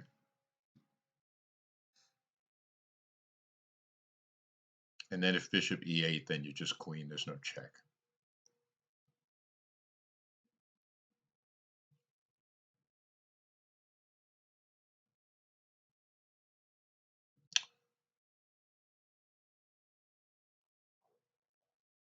I think What's she going to try?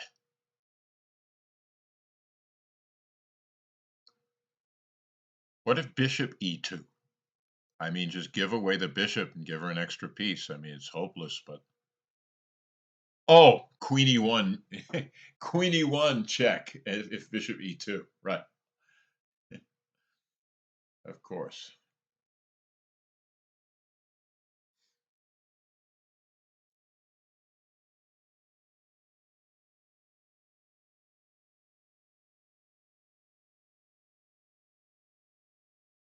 All right, down to 31 seconds. What are you going to play? And then she's just going to queen or else play bishop b3. All you can do is attack the f7 pawn, and she'll play bishop b3. Oh, queen d5. That's it. But then queen e1 is mate. Nothing. It was beautiful. And this is justifiably the winner of this game.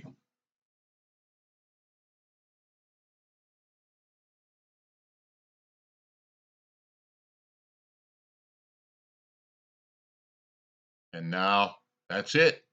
Bishop b3. And you can resign.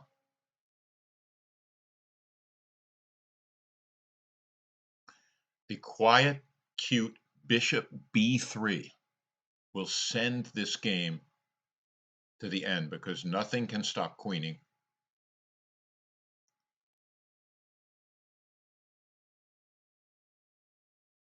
Yep, and that's a beautiful move. And black, Chloe Gao, I believe, since I heard Maestro Lenderman use that term, that pronunciation, that is.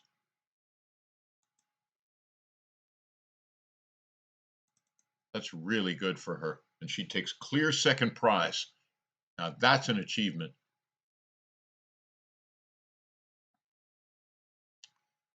Bishop d3. Oh, you're threatening bishop check. Okay, hold on.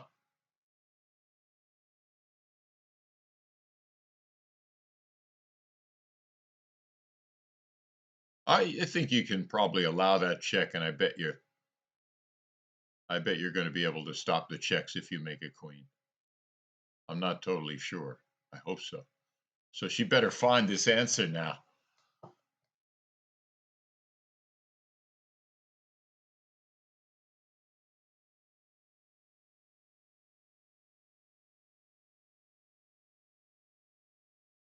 Yeah, I think it's going to be fine. You go like you queen, bishop takes g6 check, king takes g6, and you have to play queen e4 check, f5.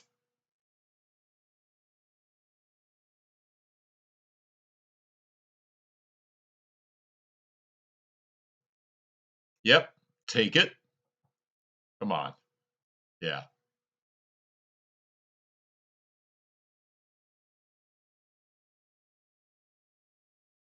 This is just too much. You're going to be able to hide. Queen e4 check. It's getting the extra time pretty soon. It's not going to help. Because after f5, there's only one check on e8. And then bishop f7. And it's over. Beautiful, beautiful, beautiful. F5 in your face.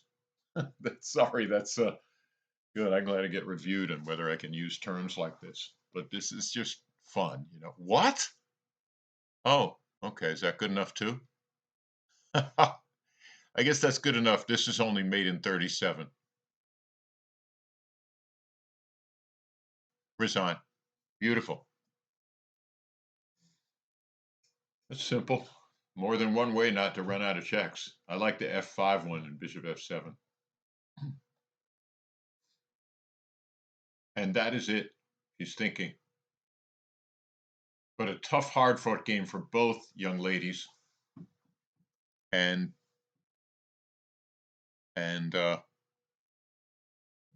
very exciting game. Okay, gentlemen and ladies, it's been a long night, and it's been my pleasure. And let me see. So I'm going to go here, and I will sign off and hope to see you again, possibly at the Marshall Chess Club Championship. All right. Have a good night. Again, I'm FIDE Master Nathan Resika, Resika. All right, enjoy your games.